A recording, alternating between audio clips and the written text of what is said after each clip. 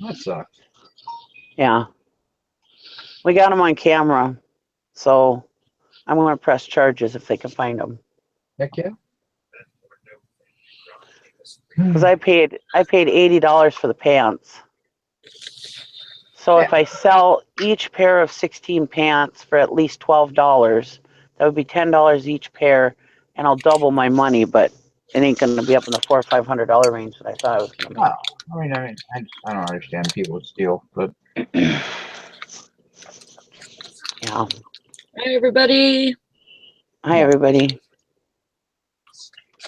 Everybody wants to know what's going on, Nikki. Well, I just told Eric the story. I had these pants that I bought at $2 a pair, work pants, and I was going to put them on eBay, but then I decided first I was going to try to get rid of them at the flea market at the steam show. Well, it was going to be rainy at mine, so I didn't even bother. Well, I had them in the back of my car, back seat of my car, I'm here. and somebody's there. and and so, anyways, we were loading my trailer for my flea market. I had put them in plastic bins. I put them on the back of the trailer. Nobody ever bothers anything in front of my dad's ever, and he also has cameras outside and inside his house. Anyways, we went there yesterday, and these kids had come by on their bikes and took the bins, and there were 40, oh, I had 40, well, 38 pair, because 2 pair my dad took. And they took the bins. We found one empty bin in the woods, and we found another bin in the woods with the 16 pairs of pants strewn around the woods, which they're not dirty or anything. They didn't get any mud or anything on them. So they're still new. They still look fine. But out of 38 pairs of pants, I only got 16 back. You'll probably find the other. I mean, I can't imagine somebody wanting to. They're probably in the woods somewhere. We walked all through the woods, and couldn't find them. My husband, and then he walked down on the state trail and everything, and we couldn't find them. I mean, how would they haul away 16 pairs of pants without Well, why wouldn't they take a them off? bag or something? Well, yeah, why would they take them? I mean, people But take. young kids are wear those work pants. You know, they were all work pants, those cargo work pants. And young kids, Size or the right size, and yeah. I mean, there was even a size 56 waist in there, and they even took those. And there was some EMT pants in there also. So, who knows? quit biting me. Quit biting me. I'm turning the video into the police, so I'm going to press charges. Well, I would definitely do that.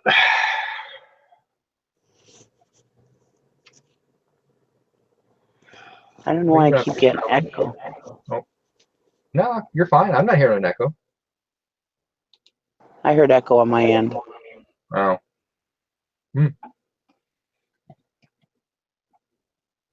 Or maybe it was just somebody repeating you.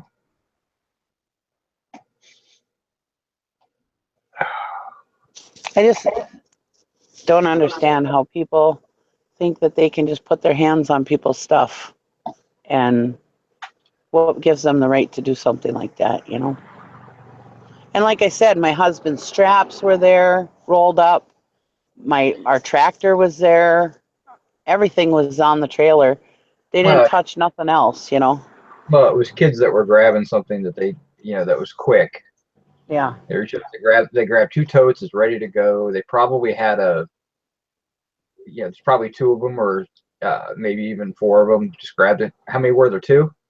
There was 2, and they were on their bikes. And one came in one way, one came in, or they came in two different angles. And then you saw one grabbing a bin, and you saw the other one come in with his bike and grab the other bin, and they went into the woods.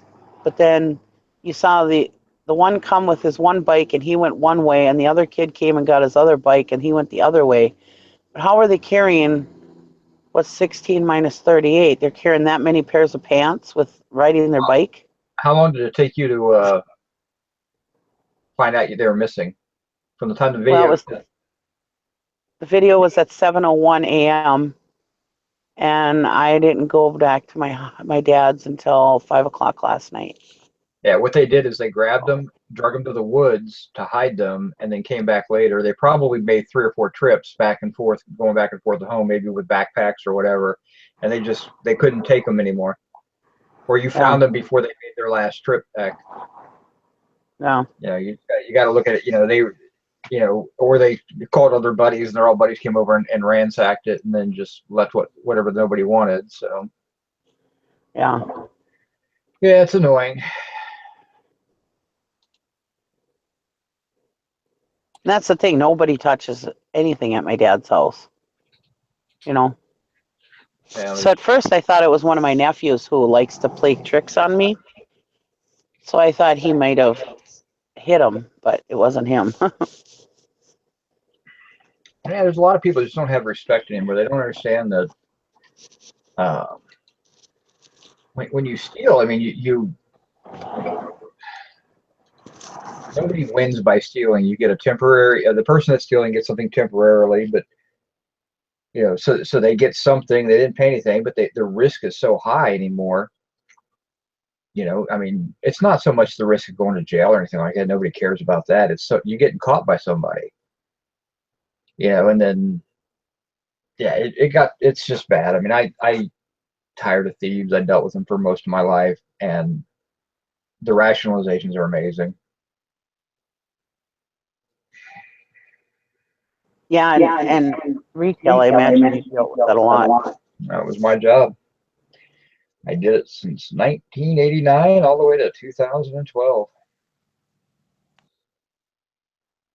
I can't tell you how many times I've been in the courthouses. I mean, I kept track at one time. I mean, I had caught over, when I stopped keeping count, I was over 1,500 or 1,800 shoplifters, somewhere in that range. I can't even remember the number. And then countless employees and everything. So yeah, it's just not nothing surprises me more when it comes to theft, especially from retail. I want your coffee, Eric. Why don't you make some coffee of your own? I'm too lazy. You have a naked man in the house. He can go make coffee for you. Yeah, he can make not. coffee. He just left. Well, he should have made coffee before he left. I know. What the hell? You're gonna have to kick naked man to the curb and get you a coffee maker. I guess. I'm gonna have to. I'm looking for a pair of pants. Somebody stole a pair of pants out of my house. Are you looking for a pair of pants to put on so when you stand up to go get coffee, we're all not a little shocked?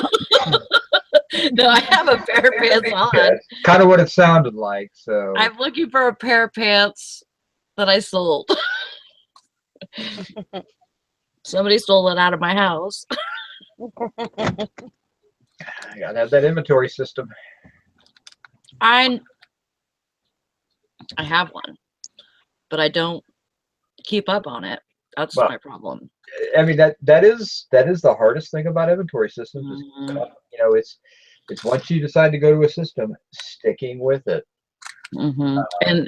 And when you have so many pairs, like pants and shirts and sweaters and jackets and clothing is actually, I think it's a little harder to maintain a good inventory system. I mean, unless you are pre-bagging or putting a pin in it with a label on or something like that, it can be tough. Because especially if you have Levi jeans, 34, 32, and you've got 7 pairs of them, what pair did I sell? I mean, that's where you get into the tough parts of it. So they're just faded glory, but Yep, I know. Like I said, I got tired of it. I got tired of not being able to find stuff. So created an inventory system, and I've been pretty good as of late in keeping up with it. But there's times I look over and I've got 4 unlabeled boxes, and I'm selling stuff out of those boxes, going, why don't I label these so at least I know where it's at? And so right now my inventory is 100%. you know, I know where everything is at. It's either on a shelf or in a marked box. So Yeah. see, my clothing is in totes that are specific to the style of clothing. So men's shirts, men's jackets, sweaters, and women's clothing. So I don't have too much digging. Sweaters is the only thing I have to dig for. That's because I've got 3 totes of sweaters. But Hmm. I haven't learned. I haven't listed sweaters in a while. So I did buy a load of them not too long ago. They're all new with tags, and they're all men's sweaters. I should probably get them up now. Yeah. Oh. Yeah, I went into Oh my God. the game business.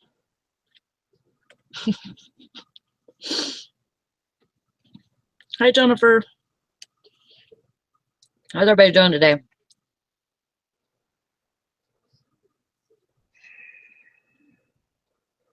I am not looking forward to counting pieces. That's all I know. Yeah. But if things work out, I've got about $400 worth of games sitting there. I got a couple of really good high-end Wow. games. I got Hero Quest, and the winner is probably Captain Blood and the Buccaneers. Hmm. You bite me all morning, and then you want to come lay in my lap.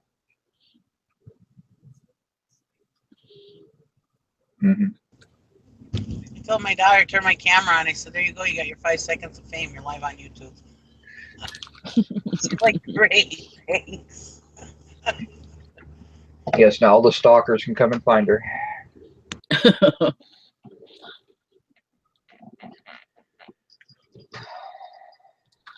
How were your sales yesterday, Sally?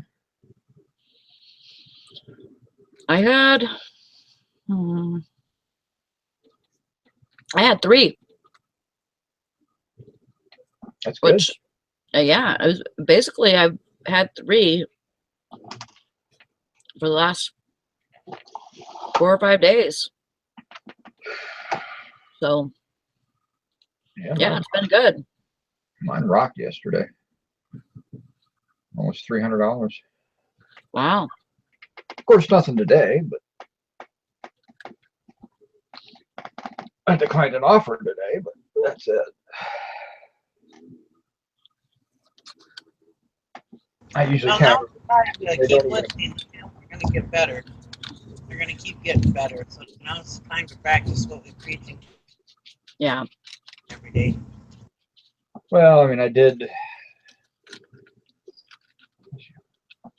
a bunch of promoted listings. I actually ran a promotion, and I got a sale going, and listing and everything. So it's really been pumping up stuff.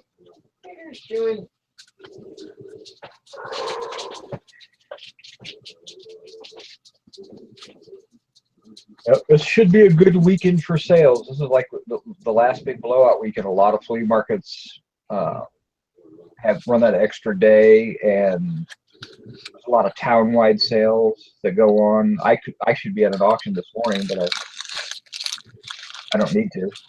Yeah. The big auction, the one I'd like to go to, was actually they're running one this morning, but I'm like, you know what, I'm going to take a break from it and just kind of keep working through inventory. Right. Yeah, I need to get my inventory straightened out today. I'm gonna be digging for those pants. I think what I did, because I don't remember selling them, but I think what I did is I took them off the shelf to measure them or something, because I forgot. I don't know how I forgot to measure them, but I think instead of putting them back on the shelf where they belonged, I think I put them somewhere else. Well, when do they have to go out? Today. Yeah, you got time. But you know, if they have to, they can go out tomorrow. You know, I mean, Are you not on Monday handling? my shipping is really good, so I don't have any problems with that. Oh. You know, that one thing on shipping is not going to hurt me at all. But if you have other defects, it will affect that also Well, in your total percentage, you know. Your total percentage of what? In your defects. It won't only just affect your shipping, it'll affect your defect rating. Total defect rating. I don't think so, Nikki. I think it's completely separate.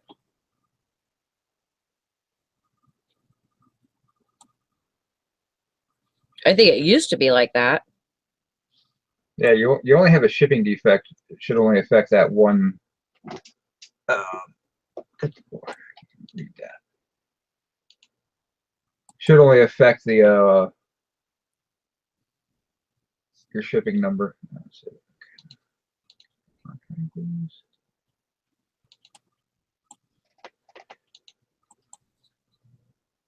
But yeah, I mean, it's just the percentage part.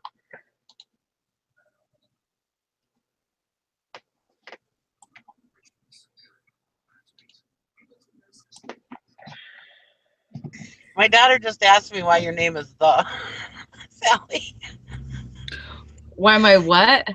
Yeah, because on the camera it only shows, or on the Hangout it only shows on yours that your name is the. She goes, "Why is your name the?"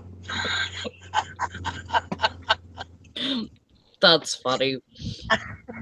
Hey, The the. upside down picker is what I see. I see the upside. I don't see anything more than that. But Oh, we just see the. Just call me the.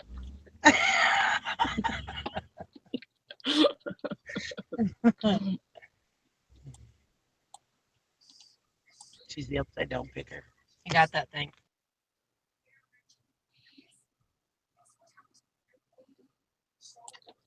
Mario says, have you ever had a buyer where you started a cancellation, the buyer messaged you and says they still want the item, so you ship and then they approve the cancellation? Yep. that's. I think you're still covered by that. You don't. Yeah. Actually, I think in you're my situation, I think they canceled, they went ahead and canceled it after they said that they still wanted the item. And so I went ahead and printed the label and everything. They said that, and then they went ahead with the cancellation, and I was like, I don't, I was like, I'll go ahead and because I had went ahead and shipped it, and then they canceled, and yeah, it was on a game. I remember this. So they went ahead and canceled, and I told them, well, I already shipped it out, so I don't know. You'll have to send it back if you whenever you get it. You have to just either can't they? They can refuse it. Yeah, I think that's what they did actually. They refused it. And he said that he still wanted it. When I said, well, if you canceled it, it was a pain in the ass. That's what it was. Yeah. It just screws up everything.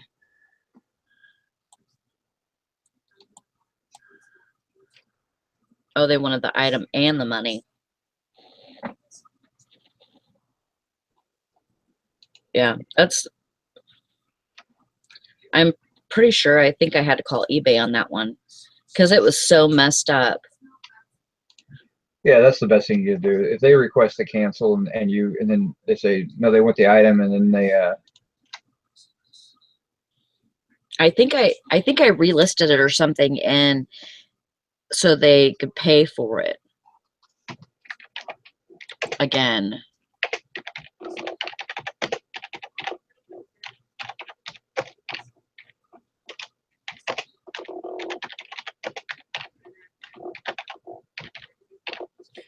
I'm trying to get one canceled.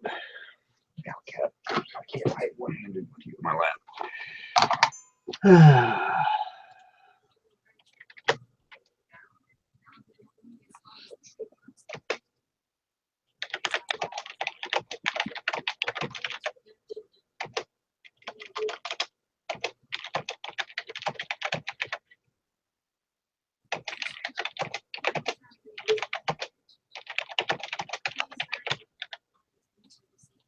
Yeah, that's pretty sneaky.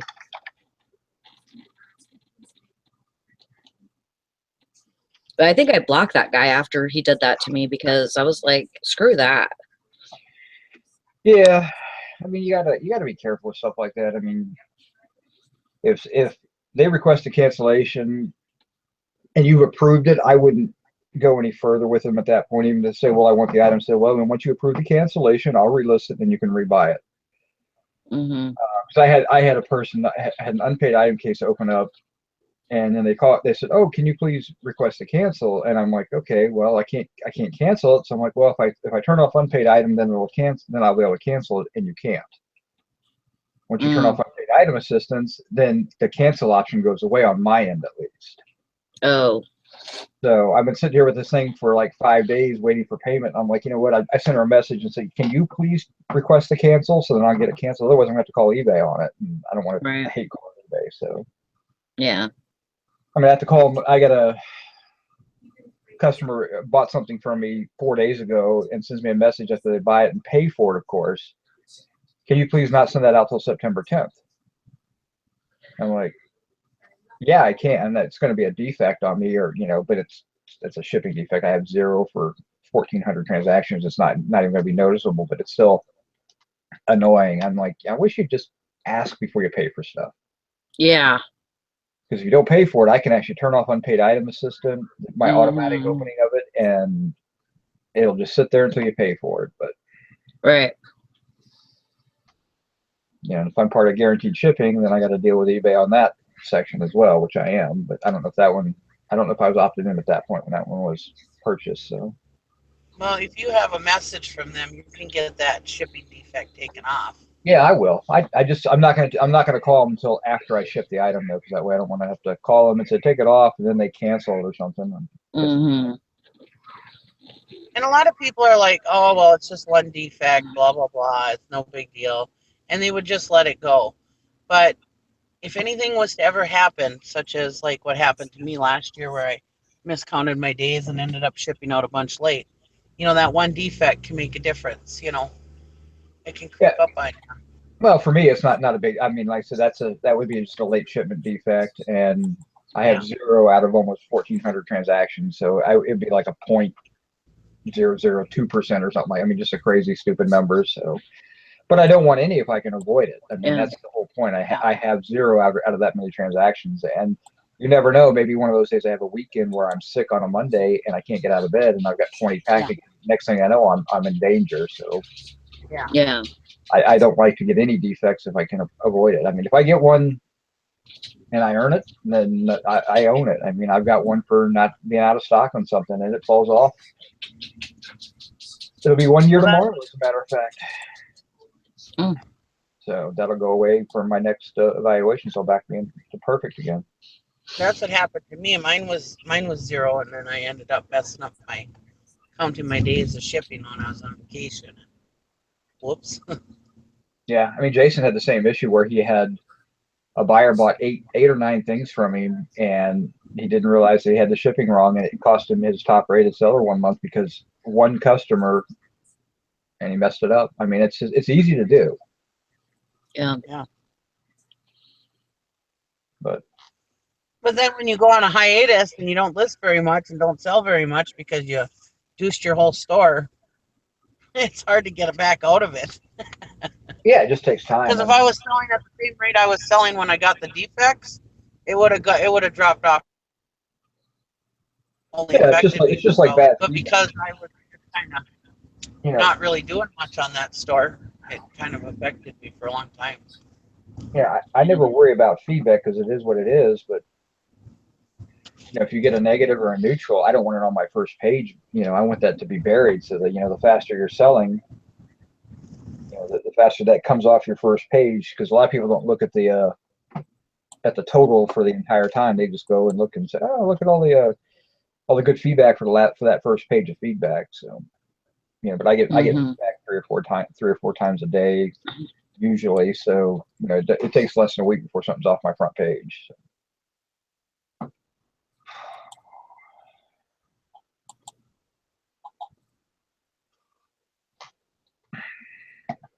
But yeah, no, I went to the auction, or actually did pickup yesterday. Got a lot of good stuff, but I was a little disappointed. I bought a camera lot, which is going to turn out to be fine for what I paid $60 for the lot, but I was buying it based on what I could see.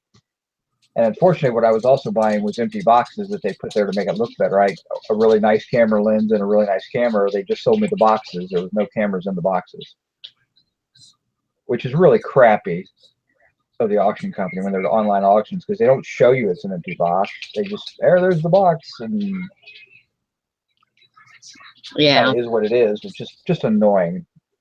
You know, I would get in trouble if I tried to sell like that. So, but I mean, I'm going to make plenty of money on the auction. I mean, everything I have in this box, when it goes up, the value on eBay right now is right around $700. Right. And that doesn't count all the board games behind it. So, you know, but the problem I'm running into is some of these, you know, there's a 1953 Clue game that don't have all the pieces to. Yeah, so I had to make a decision. It's got the instructions. It's got a nice original box. It's got some of the pieces. Is it worth listing or not? I don't know. Right. I got to make that decision. So I'll call it out and then figure it out. That's what I'll do with all the rest of the stuff. I've got some nice sealed puzzles. I got a Ravensburg puzzle that's like $40 sealed.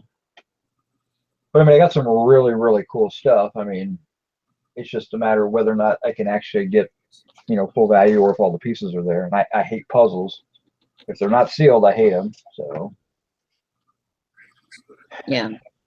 but if you have a sealed Monopoly M&M's game, it should be about $40. So, I mean, I spent 120 on the video games. Actually, not even that much. It's been like 88 and 20. 114 on the video games, or not video games, the board games.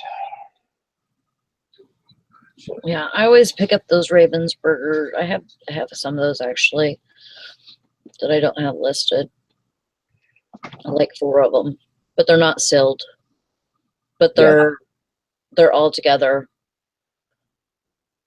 I've already counted pieces and everything, and they were really nicely taken care of, put in Ziploc bags and stuff like that. Yeah, the problem with puzzles is because even though they say 500 pieces, sometimes it's 501 or 498. I mean, they're never really super accurate on that. Yeah. But I'm not the type of person who puts puzzles together. So.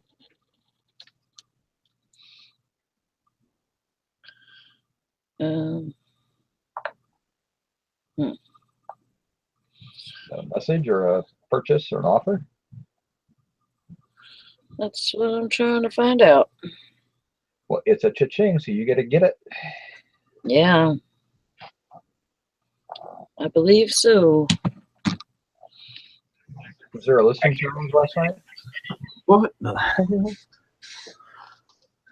Somebody paid for something that was bought yesterday, I think.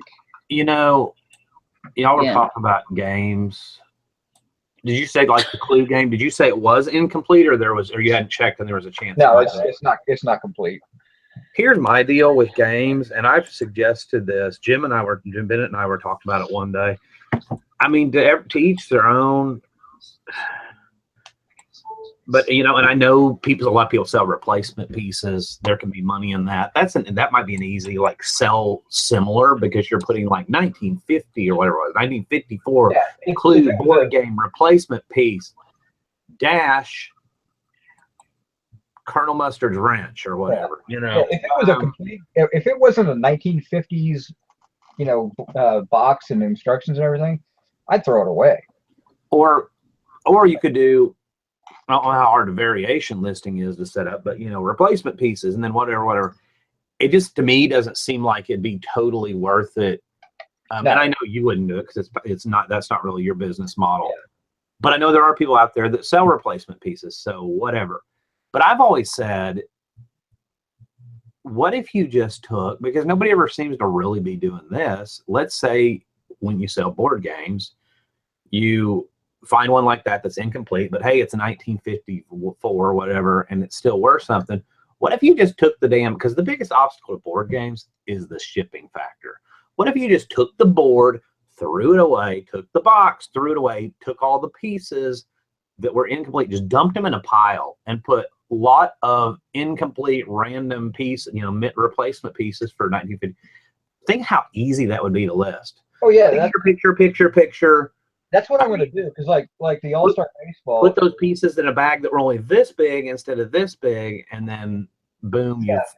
you've got, My All-Star Baseball game is missing 2 discs out of it. So I'm like, and it's a big, heavy game. I'm just going to, and I was talking with Jim about this last night, and he that said might just be worth. people buy the disc. They want the disc because they lose them, because they also have the stats and everything. And I'm like, you know what?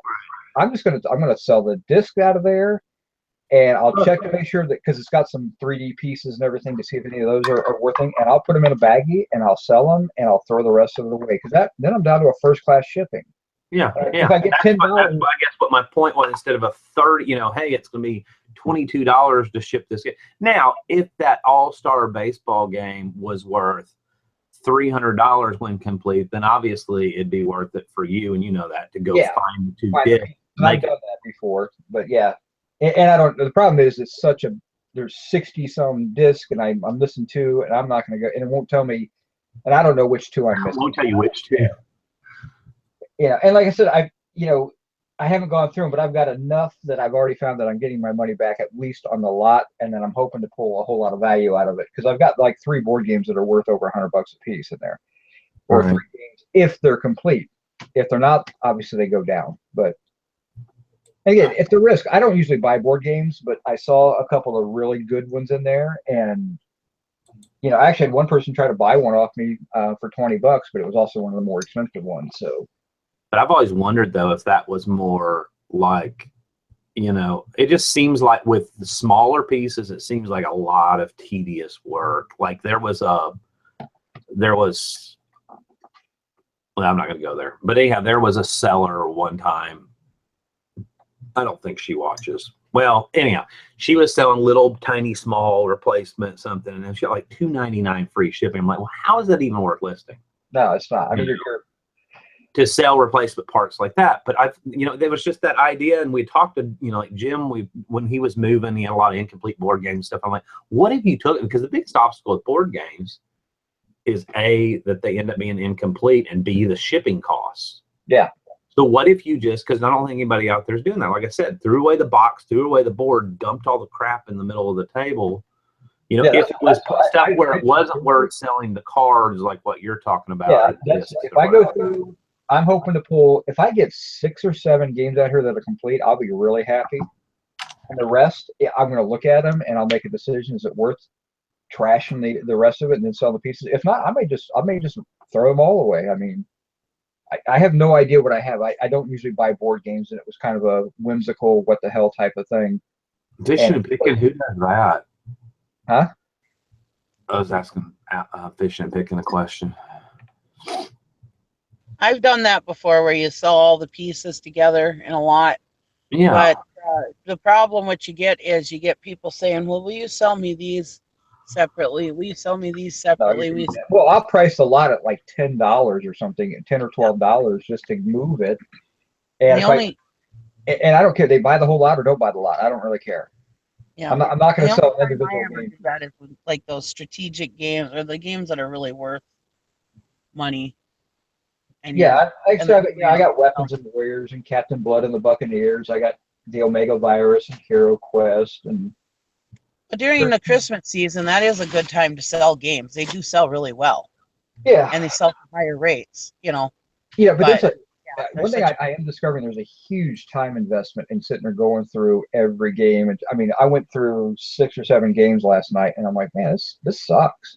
It is a big time. That's where having a two-person team really comes in handy. Yeah, if I saw my wife, she would be going through games right now. Because Tristan used to do that, and most of the games, if they don't have the instructions, it's usually written, should contain whatever inside of the box, and that was her thing. And she would put them in nice, neat little bags. And no, we did not heat shrink wrap them, Fishing and Picking, to pass them off as new.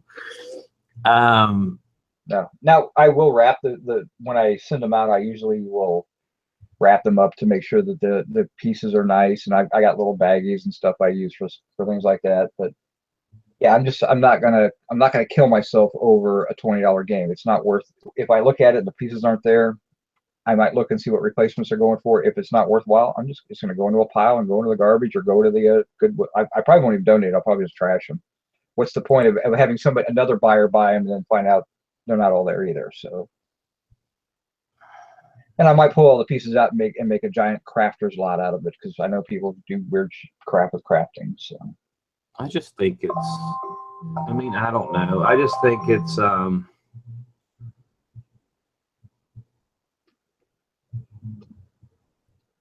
I don't know. I mean, it was an interesting buy. I mean, I'm going to learn a lot about games, and some of these. No, I think it was a good buy. I was going down a totally different rabbit hole, but I decided not to go there. Yeah, but I mean, there's enough stuff there that I'll definitely make my money back. I'm not worried about losing money, because I'm, like I said, I spent $250 at the entire auction, and this box alone, I've got drafts created. It's over $700, so I'm not worried about that.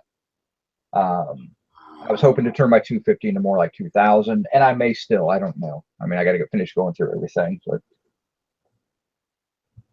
Well, if you are gonna do an experiment with board games, this is the time of year to do it, because they sell really well during Christmas. If I go to a thrift store, I never look at board games. I mean, I do a quick glance down the aisle. I'm looking for Dark Tower.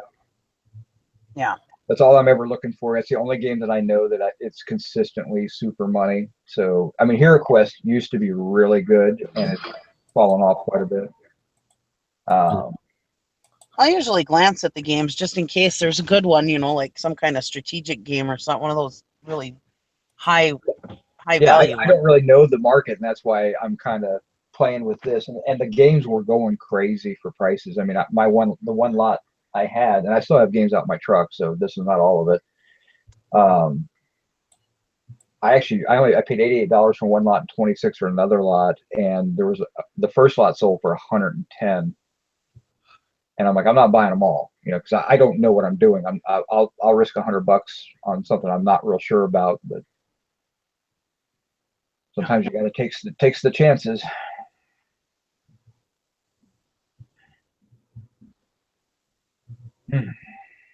Used to be quite a few years ago, though. Games used to be able to get good money plus shipping for the games, and it used to be really good. But nowadays, there's so many people into them, and they just don't do as well as they used to. Well, I mean, it's really hard to build a business around them. Yeah, this is not a business building thing. This was a opportunistic. I see some good stuff. Some possible good stuff, so why not take a shot in the dark at it and see what I can get out of it. And if I do well, I do well. It's not like I'm going to go out and, I did really well in games, I'm going to buy more board games. The pain in the ass factor is, board games are a bigger pain in the ass than slides. I mean, I hate to say it, but at least slides I can sit through and I get a little enjoyment out of it. I can flip through them really quickly, and okay, I know what I've got, now I'm just going to list them. I think it's I mean, it's ultimately still like, you just have to, it's about listing stuff that you enjoy. If board games becomes a drudgery, whatever, then, or it's too much of a pain in the butt, if you don't enjoy doing it, that means I'm not going to do it. It's going to sit over in a pile. Then you're not going to do it, and you're going to sit in a pile. And that's where I think, for me, when I was talking earlier, because you and I are probably very similar on that. Yes, it's tedious to do slides, but we both enjoy the hell out of it. It's like the paper stuff that I was working on last night. I'm like, you know what? This is just going to be fun as hell. Yeah. I mean, it's tedious, and that's where I was. But it's cool, too. So, I mean, and that's kind of where I'm at. When I'm going through stuff, I list things to make money, but I also have to enjoy what I'm doing, because you're right. Because otherwise, I can go work in an office. Well, and that's where I was getting at on the board games and just dumping them together and lotting them. I know there's people in the audience that are saying, "Oh, I sell replacement pieces. It's not that hard work." That would drive me insane. Yeah, that's the thing.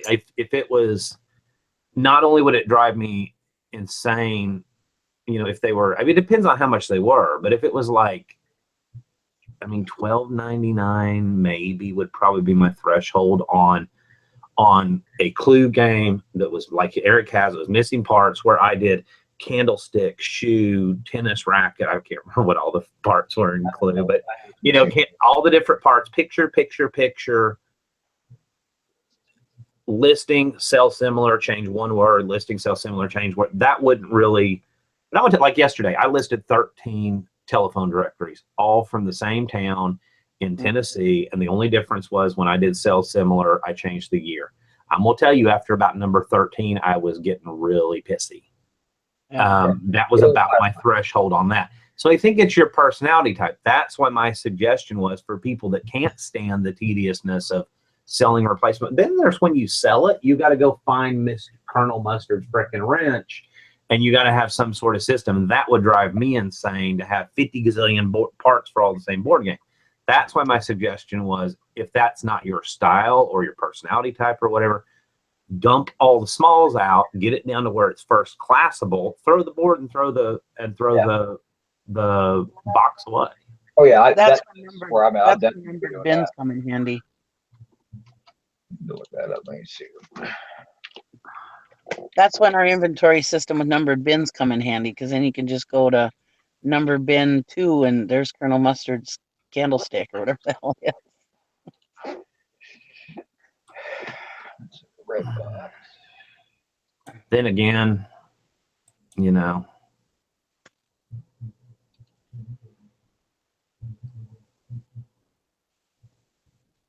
not everybody has to do this to survive financially.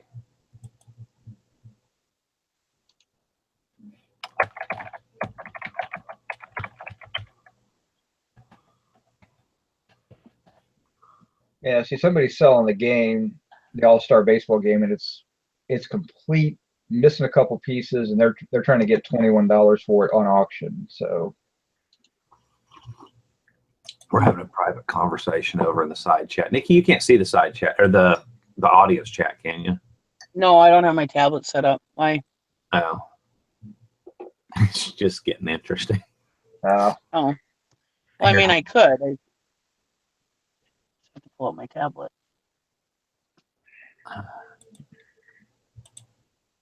yeah, that's. I mean, more than likely, anything that's not complete, if it's decent, then I'm going to go ahead and sell the pieces and try to pull a little bit of money out of it, and then move on.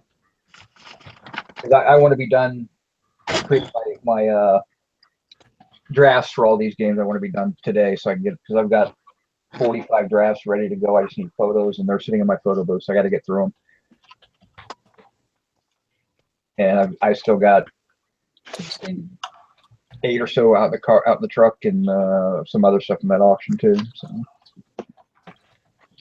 Oh. I'm freezing. You're freezing? I am. Drink some coffee or some cocoa.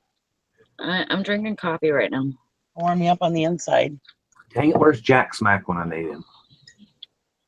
I haven't seen him for a while. Sure, I haven't seen Jack in a while. I had an email from him this morning, or a YouTube message from him this morning. I gotta take pictures of that helmet, so John.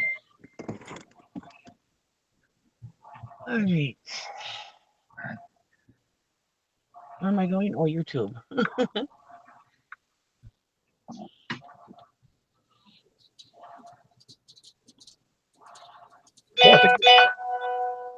Oh, hold on. The asking prices up, and so if the sell through is on. Wow. Wow. I think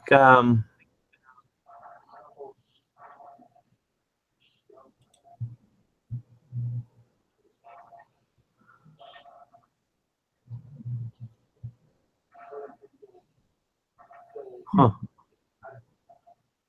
I don't know if Jack Smack's gonna be back around or not. Was he okay? Yeah. Okay.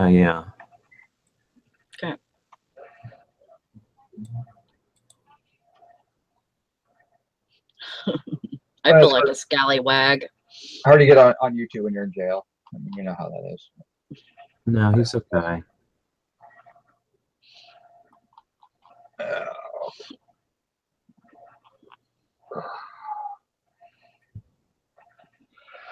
Oh no. That sucks, Anissa.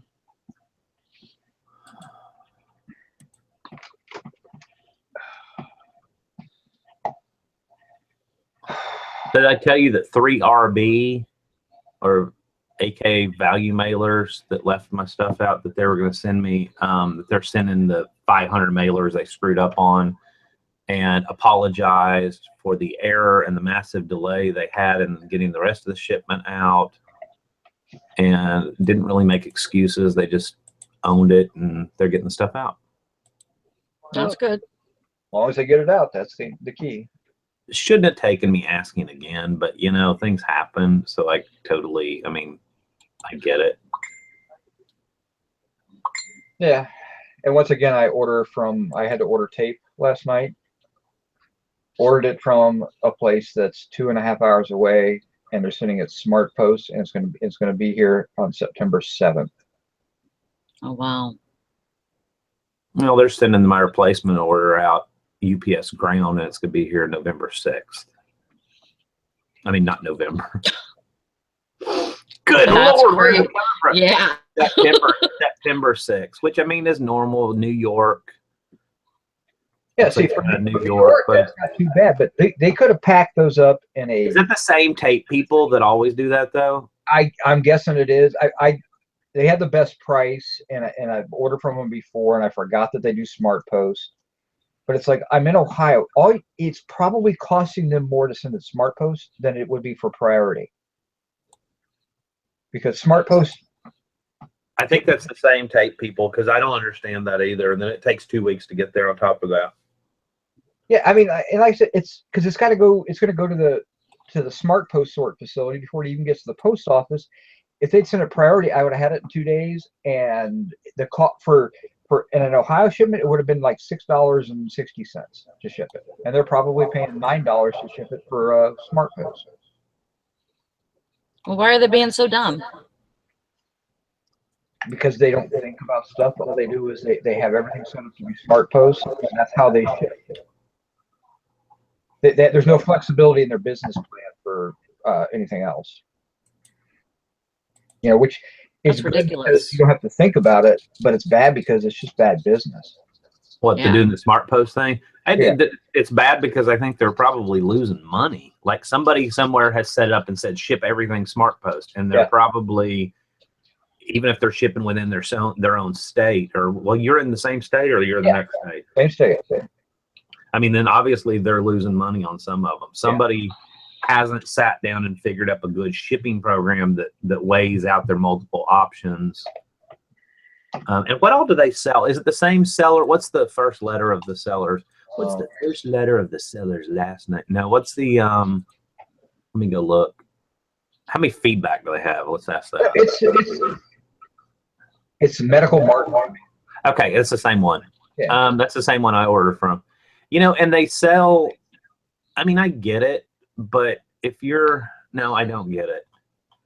You know, if you have any kind of mail order business, warehousing, extensive catalog, whatever else, you need to get some software in place, which they do make, or I'm going to look to see how many items they sell. They have 12. Or train the people in your shipping department to learn how to do multiple. I mean, they have 12,000 items in stock and they have 41,000 feedback, and they can't come up with a system that's going to save them a ton of money.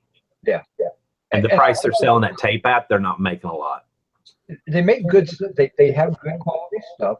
So I have no problems with what they have. That's what I used last time. It's just annoying that it's so slow, and it's part of it's my fault. I'm going to be annoyed because I'm going to run out of tape before that gets here.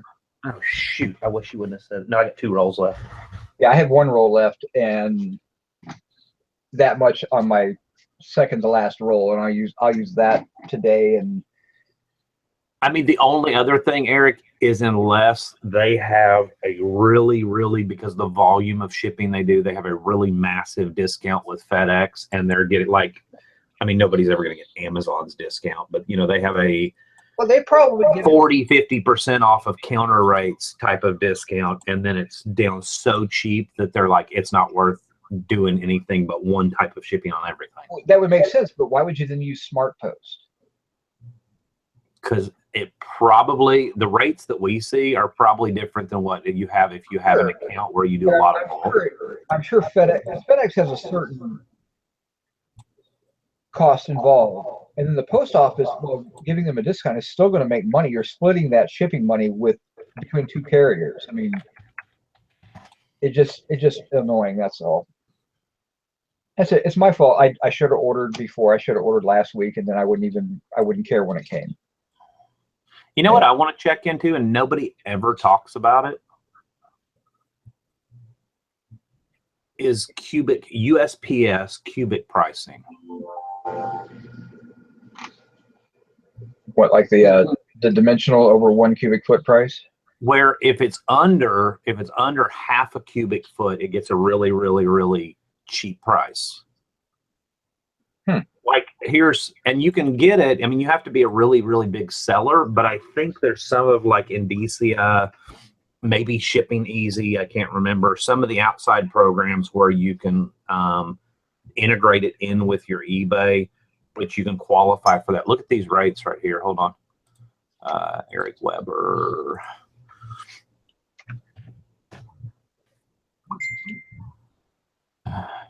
Oh, that's stamps.com. Oh, that is through stamps.com. So stamps.com probably, do they offer to start using cubic pricing with your stamps.com? Contact our shipping solutions team. Once approved by the USPS. Okay, no, so you still have to qualify for it independently, which I doubt any of us ever would. But I mean, you can go like 4 zones away from you. Yeah, they're offering. It doesn't matter how heavy it is, as long as it's less than 20 pounds and it's one flat rate. Yeah. I don't know. I mean, it's probably something that stamps.com has got going on with them as well, just because. Yeah, but if you read further on that page, you have to ship over 50,000 packages a year, which is probably disqualifies 99.99% of us watching this right now. But if you read further down that page, it says that you need to go get qualified with USPS, so it doesn't look like that it's one of those pass-through things where, hey, because you ship underneath stamps and stamps qualifies for it, you get to do it. It doesn't look like it does.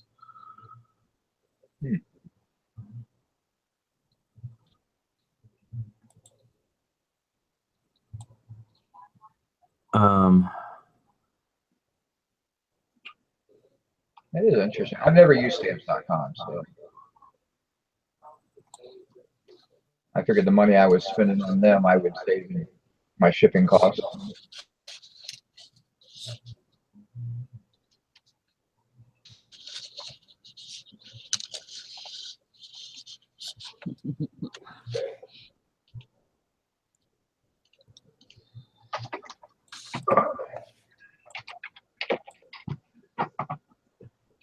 Looks like ShipStation does pass through some of the cubic stuff. It says our cubic rates are not as low as the official USPS cubic pricing, but the discount is still significant. And we don't have any minimum shipment requirement.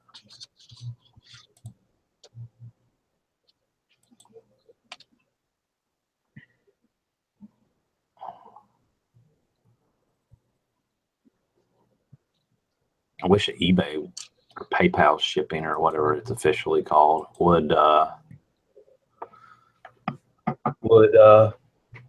pass it through. You know, I heard you talking when I first woke up this morning. Were you talking about guaranteed delivery? Well, yeah, I've got one shipment that I had a customer paid for, and then emailed me, asked me to hold it for 2 weeks.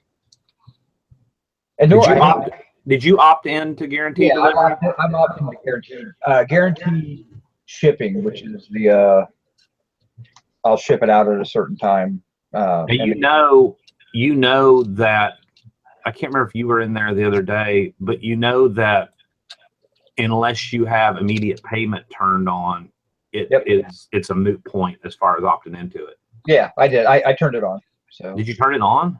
Yeah. See, I don't know, man. Did you see any difference in like sales going. My only fear is that that's going to run people off from buying. I've never been a huge fan of immediate payment. I don't People like it. that drag their feet out, I think far the benefits of having it off, I think for me far outweigh the whatever the hell I'm trying to say. I turned it on, and I'll if it doesn't work, I'll turn it off if I see any complaints. But you know what? I still have non-paying bidders, so I mean, I don't really know. Maybe I didn't, and I only have one payment policy, so I'm not real sure how that works, to be honest. I mean, I've never.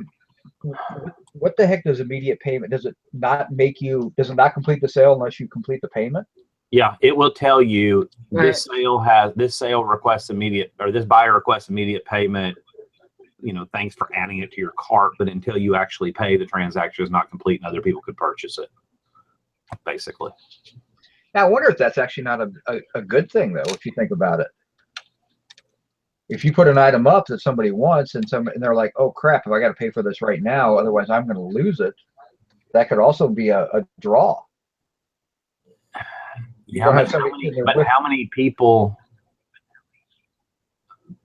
But See, how I many, personally think that most people who click, I mean, most people, I mean, most of my ones that are slow payers are offers I've accepted at, you know, midnight or 1 o'clock in the morning, and it takes them, they don't even realize I've accepted the offer. And one thing I have noticed that if you take an offer, I don't think immediate payment's not required for the. No, it's not. It's not required if it totally negates it if you do the offer thing, which most of my stuff is through offers. But yeah, I'm trying to remember if I got to that point and I sat and hemmed and hawed, and I'm trying to remember. I'm going back to look. I'm in my business policies now. well, it was funny because I did turn it on. well, I got the email from eBay, and they said that, you know, because I only have one payment policy, and eBay says that only 400 and some odd ones of mine qualified for the guaranteed delivery, and I'm like, why only 4? Because of the policy, and I'm like, this is weird. Mine said 0 qualify. That's when I was like, what? But here's my thing with the guaranteed delivery. Yes, you'll probably might get a bump in sale. Whatever they did that promotion where beginning of August to end of August, if you signed up by August 12th, then you got a discount on your final value fees through August 31st. Well, that's over now. So Yeah. What advantage is there for me? And it does say that you might get a little bit better placement. I got to figure it's got to be placement. Is that greater payment going to outweigh the potential for people that don't buy my item because they're not ready to click immediate payment and follow through? I don't know. Oh, well, I mean, my sales have been great. I mean, my sales have been on fire this month. So I don't know if that's because of better placement. I don't really know. Fishing and Pickle wants to know, did any of y'all get the message from eBay about iWays tool? Yeah, that was the you can look at your listings using the iWays tool that'll tell you whether or not they qualify. So it's part of eBay. I'm opted into it. It's one of the, but I didn't really mess with it.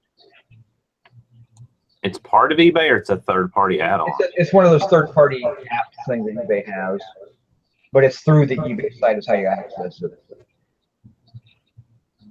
So basically, they offer free, fully compliant listing design templates that are going to be compliant with the eBay blocking active content in HTML templates. Yeah, and I don't do templates anyway, so I don't worry about it. Just don't do a template.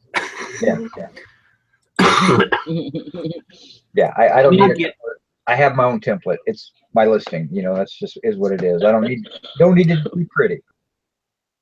Okay, so I did turn it on, require immediate payment when buyer uses checkout or uses buy it now. And that would have been, well, let's see what's happened to my sales since then. If I could actually remember, what day was that email? I don't know. I pretty much delete most of my messages. Now that you've opted in, that was August the 29th. So I turned it on the 29th. I mean, that's not really, 3 days isn't really big enough to see whether, you know, hey, this is working. And Wednesdays and Thursdays are always sucky days. So I don't know, man.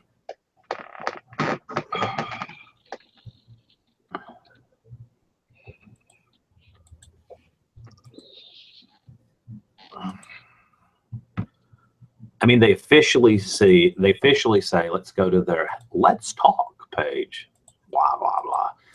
They officially say,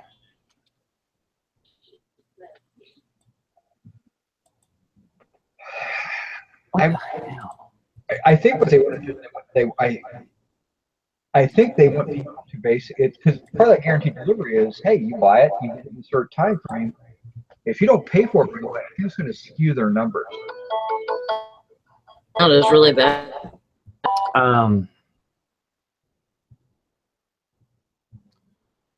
So well, I guess we'll have to wait and see, but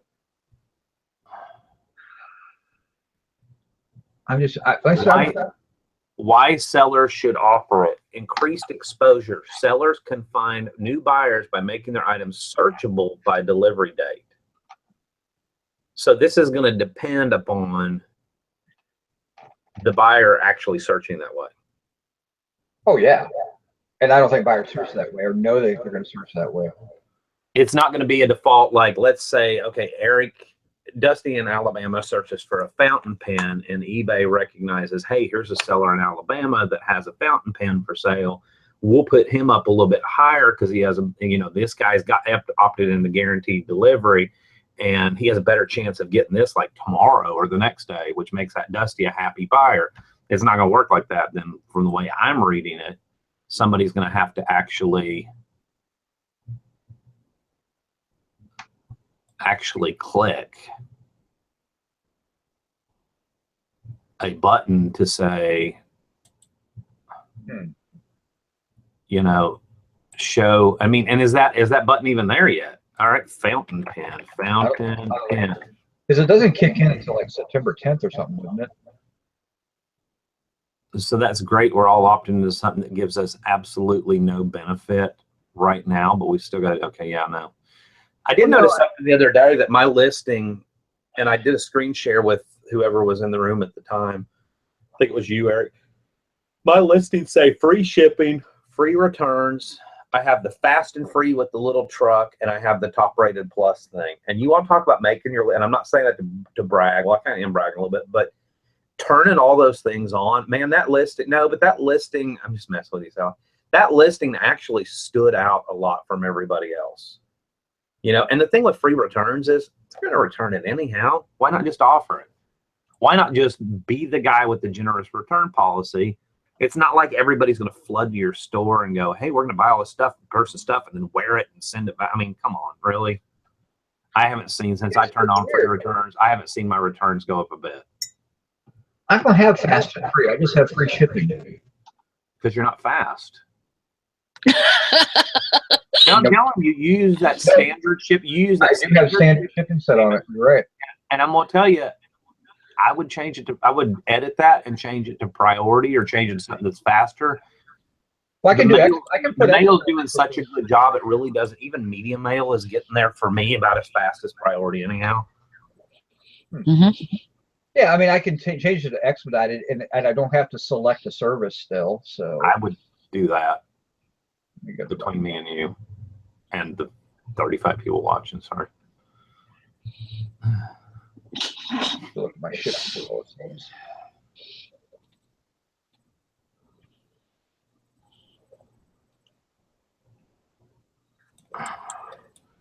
And this has said, what's small, Frankie? I never know how much to take off. Yeah, she accidentally just said that 4 times. Oh, what is that all about? It was kind of personal. And then Frankie said, I'm playing a bit with things. What the hell are they? They're talking about a small cell. I got a small sale going. What is going on over there?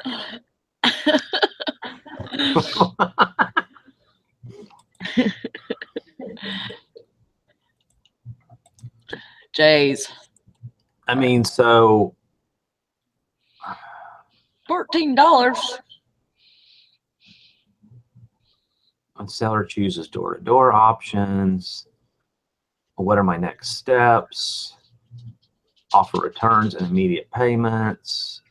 Set a same day or 1 day handling time.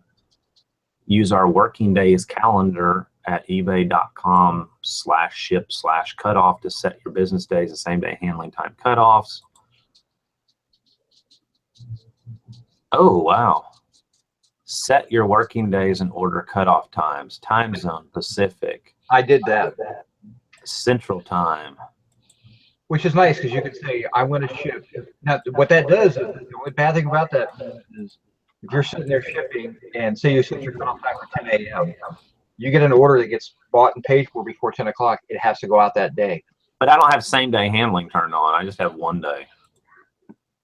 Oh, well, maybe that'll affect that. I thought that was going to affect that.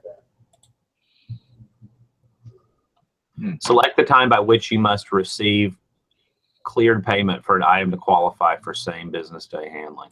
I thought about doing it, but I set it to noon. I have mine set for 10 a.m., but I'm like, I don't know if I'm not going to do same day handling because I need a little bit of flexibility. Yeah, I mean, my mail lady runs sometime at 10:30, and I'm sorry, when you buy my $7.99 widget, my ass ain't going to the post office for you to get it out the same day. Yeah. If it's after the mail lady ran. If it's $200 item, yeah. But you got fast and free. I did not have my listings. I still don't have fast.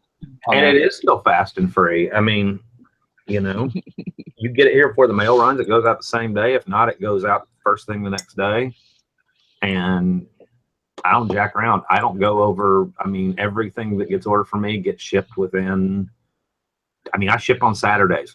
Didn't this last Saturday, and I felt really like guilty for not doing it. I know Eric doesn't ship on Saturdays, but I just needed a freaking off day and a little bit of a break. Yeah. I didn't get fast. Hmm. I don't have fast on my listings. Give it time to It's updated. It shows being expedited. give it time to give it a couple hours. I'll check it tomorrow. I mean, I'm not worried too much about it. Hold on, let me see what it shows from my end. I mean, it's saying that means that's guaranteed 1 to 3 days. Pretty much if I ship priority to the West I Coast. see fast and free. Oh, I was just looking at it. It's showing up. Get it on or before September 7th is pretty much what it says on every single one of your items. And then it's got your free shipping over on the other side. Your top rated plus says 22% off because you're running a sale. I mean, it's your listings stand out. You know, one of the things as well, hold on. Let me check it before I actually speak and make sure I'm right, but it seemed like it. Yeah, like if I search one of your items, for instance, that has competition, and here's the guy sitting there, and it just says his title, his price, and says or best offer, and then yours is 2 below it, and it shows that it's on sale, says free shipping, says fast and free, says like that whole square of the listing or rectangle of the listing has lots of flashy little buy me. Yeah. Okay, it's starting to populate now. So yeah, it just takes time for it to populate. Takes time to populate. Yeah. The fields. Where's Jim Carrey when I need him? Now, actually, the other thing I won't do free returns. I'm not going to do that because if you want to return it, hey, no problem. Because the problem I find with free returns is they can start a return. Do you have to approve the return before they get the free label? I have auto returns set up, so yeah. So as soon as they start the return, it's going to it'll tell me you need to respond to it, and there's nothing to respond to. It's just waiting on them to. Yeah, but think about it. There's stuff that you don't necessarily want back.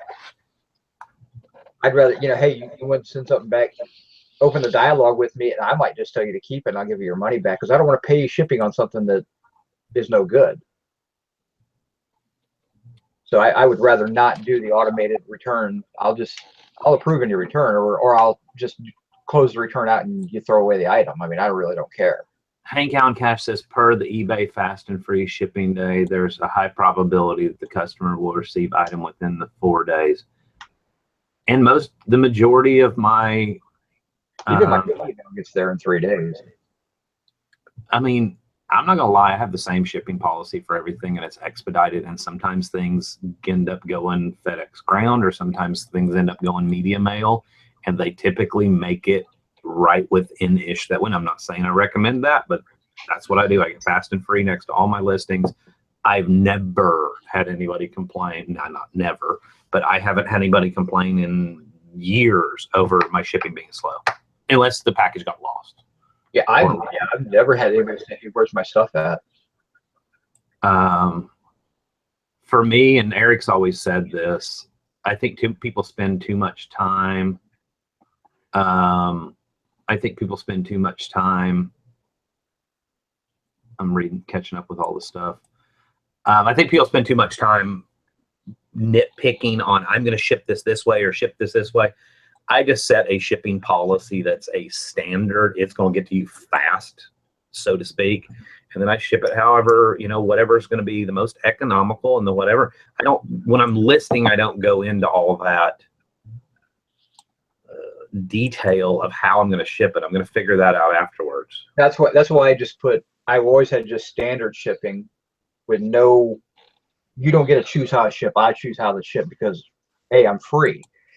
Yeah, I always, but since I'm free shipping, it's up to me to decide how to ship it, and I don't care. And for me, if it's over a pound, it's going to go priority, or if it's really heavy, it's going to go FedEx. So I've never worried about it, when it's going to get there, because it always gets there within 2 to 3 days anyway. I mean, that's, if you look at my feedback is fast shipping, amazing shipping, and half the stuff is sent, first class, because it gets there within 2 or 3 days.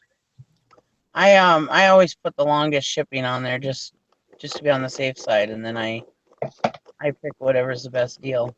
I have five out of 5 stars with 1,748 rankings for shipping time. So get it out the door. That's the biggest thing. I've got 666 rankings with 5 out of 5 stars. Is shipping time automatic one though? Is that one automatic if you upload on time, or is that one where they actually physically do it? I can't remember. It's both. It's upload on time, and then it also got there on time. But again, I don't think eBay pays attention to what time it gets there unless the customer complains. Yeah, I got a ding for, which I got to call them. I got a ding for it not showing up on time, but that was not, it was shipped out on time, so I should be able to have that removed.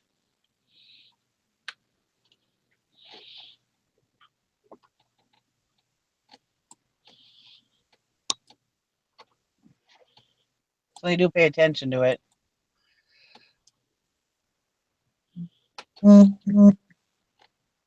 Because the customer actually sent a good feedback and actually put in their fast shipping. So yeah, I don't think it was the customer complaining.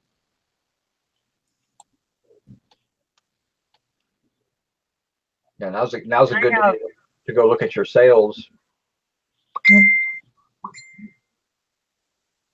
If that's why I have I forgot what I was gonna say. Totally blanked out. Sorry. Well, Comfortable Life asks if we have automatic listing checked on your 7 or 10 day listings. I'm not like automatically relist. I don't think you can do that with anything but the good till cancel, right? Talk to myself. Your Dusty Freeze. What was the question? Can you hear me? Yeah, I can hear you. Automatic relist. I assume that's what it's saying. Do you have automatic listing checked on your 7 or 10 day listings? Can you do an automatic relist in 7 or 10 days? I don't have it. I relist everything manually, so. I relist, but they end in batches. Like right now I have 26 items that ended last night, and that's because a week ago yesterday I was listing stuff, so I had things kind of trickle in. Yeah, and what I'll do is I'll wait till the next morning so they'll all be together, and I'll bulk relist those 26. But usually it's 300 or 400. They're kind of And then if I go on vacation and I end all my listings, then I end up with all of them starting all over at one time, which is kind of nice, but it doesn't last very long. Yeah, I do everything. I do everything manually too. I didn't know you could check it, to be honest, because I think that's a lot of work to go. Can you do that manually? Is that how it works? I don't know. You can set all your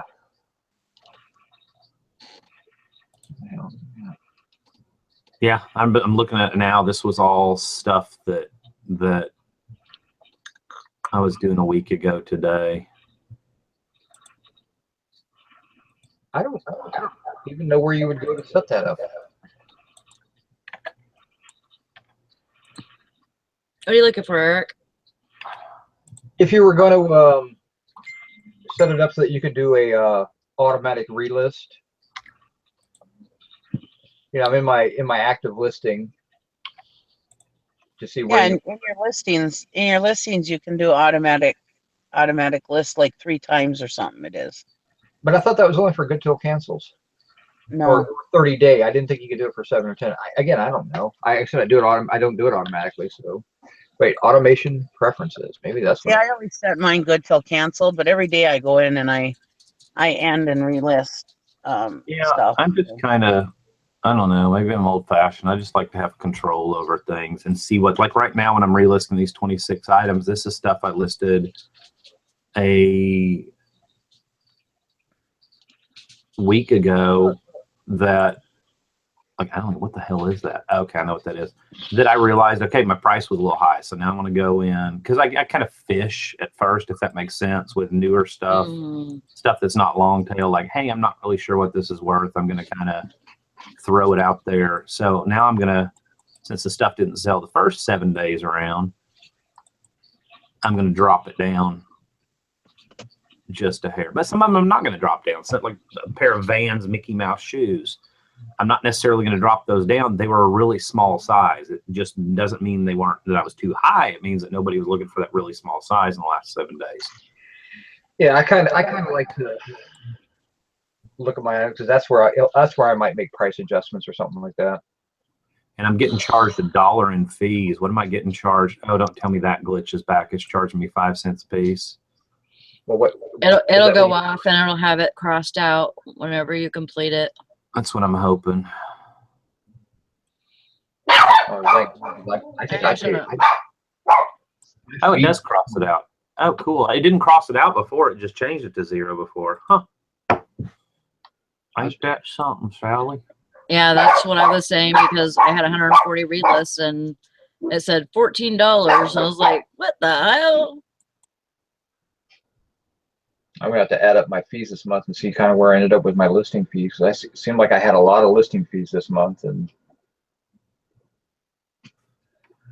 I also did something last night, which Eric walked me through, and Jim taught me something new with I've been doing promotions the wrong way, not promoted listings, promotions, like spend $50 in my store, get an extra 10% off, that kind of promotion. I've been doing it wrong. I've been taking the old campaigns and clicking copy. And what it was doing is it still attaches itself to those old, even though you select your listings individually. Remember, Sally, I said before, it was saying no items are eligible. When I do them from scratch, they work totally, totally fine. And Jim taught me something. When you go in and it says select your items individually or create a shipping rule, I forget what the one on the right is, but the one on the right, if you do that, you can do more than 500 items at a time. And Jim showed me how to do that. Yep. And that's the same tab. That's Awesome. That's where you're going to find the new markdown manager at too. The new sale item. It's a little clunky compared to what you're used to with markdown manager, but yeah, but it also has that in there, markdown manager old, where you can go back to, and you can still get to the old one the old way anyhow. Yeah, I'm still going to use the old one until they force me onto the new one. So.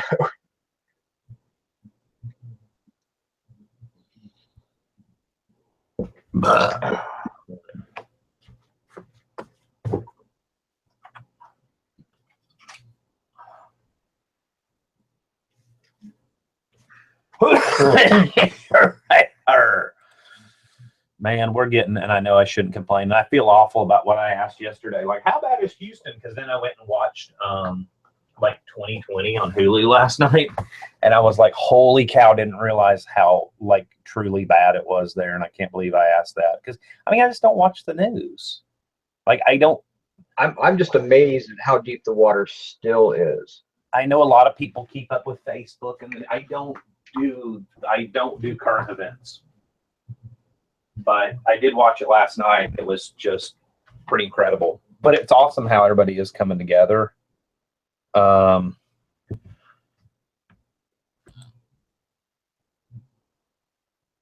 have no idea where those are at. How everybody's coming. Oh yeah, well, I got lucky on that one. That's right on top. How everybody's coming together and Cronlux doll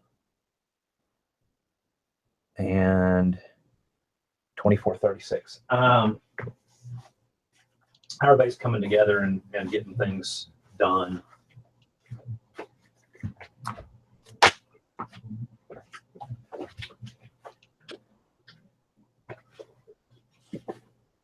I sold this creepy doll. I took like a lowball offer just because she needs to go bye-bye. She's taking up space. She's pissing me off. And she's creepy. I bought a lot of dolls at that church rummage sale, and I need they're all the same doll, which is they're all like $40 a piece. So I need to get one up so I can get the listing started on them. I'm hoping her legs will.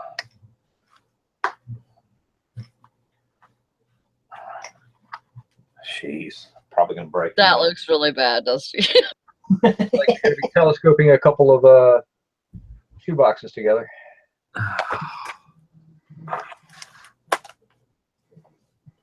If I bend her just a hair, she'll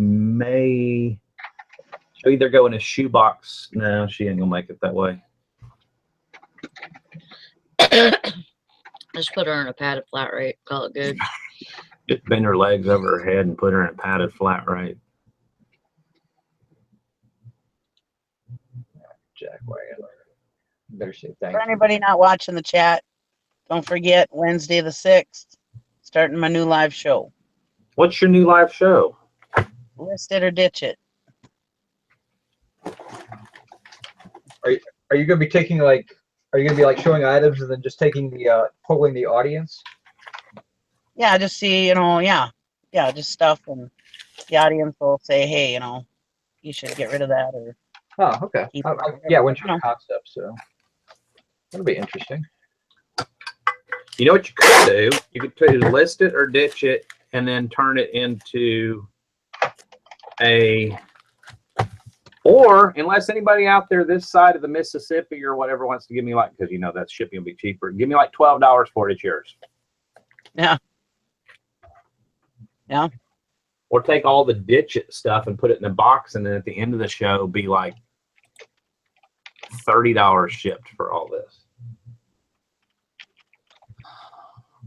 Well, aren't you scheduled to be on the on? Shit. Uh-oh. I was still on the doll. You just got to get a label refund, huh? And I just created a label for this at 13 ounces for the doll. Yeah. Oh well. I do that every now and then. It's annoying. Well, you can still. I mean, you can void the label. So I did void it. Does that automatically throw it back in the unsold needs to be shipped, or do I have to go find it now? Oh no, I think you have to print another label for it. Yep, I do. Jeez. I'm so not awake enough for this one. Let's go ahead and finish the one I was on. So, yeah, I got 40 something items listed yesterday, and it was some little bit more difficult stuff. I know probably actual work time, maybe 4 or 5 hours. And so that's a little slower average, but I don't know. There was also an hour spent jacking around watching 8mm movies and eating dinner. And Did you list the movie? I saved the pictures to a folder on my desktop because I ended up taking about 20 pictures. So I've got to go through them and pick the 12 best. or Yeah. 11 best, because I'll actually have to show the reel itself. That'll be my first picture.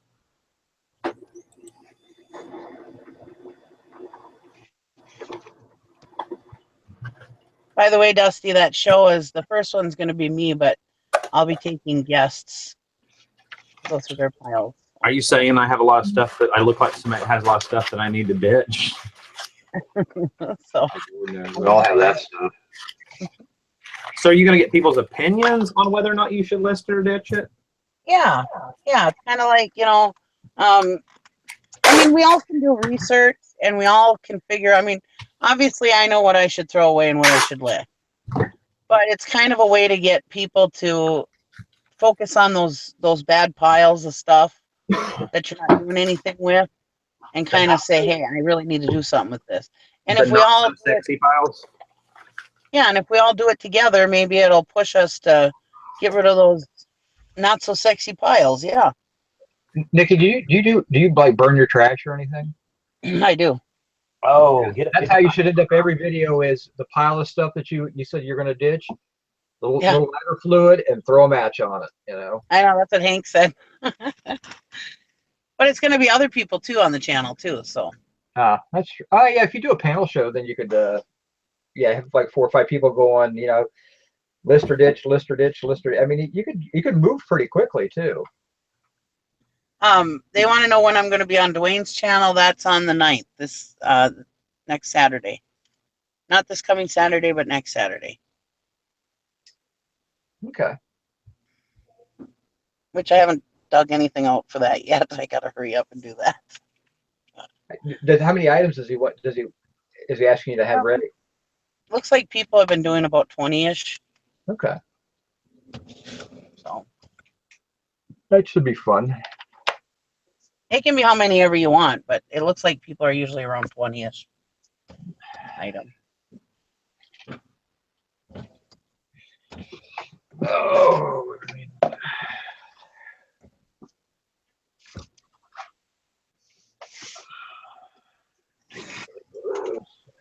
Just, when you've got like exercising, when you got somebody to exercise with you, sometimes you stick to it a little longer, So if we have people saying, if we've got all of our friends telling us, hey, get rid of that pile or list that pile or whatever, maybe it'll make us do it, And we're not going to be like listing it right on the show, but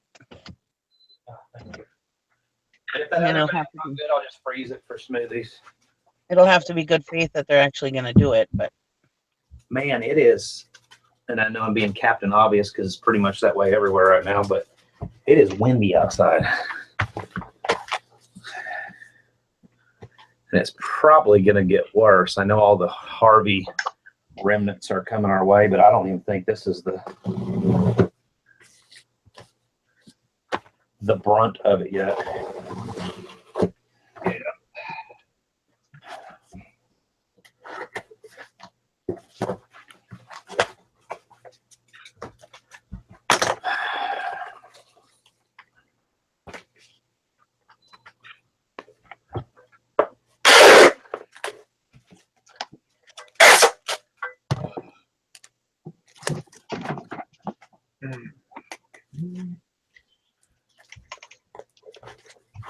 and that's how we kind of got the idea. We all kind of came up with the idea together in the chat. We were all giving Sally a bunch of crap about her stuff behind her, and she had like stained baby clothes or whatever, and she wanted to keep them in case she was to have a naked doll. Our 6th anniversary. And we all said that. I don't even know exactly who it was, if it was Hank or if it was who it was, but we all kind of together said we should have a show that everybody gets rid of their piles, and so nobody else did it, so I did it.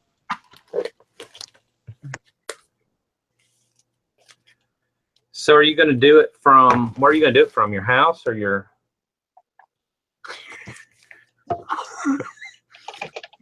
Yeah, I'm gonna do it from a house. Oh, No, that was not cute or funny. yeah, it really was. Oh.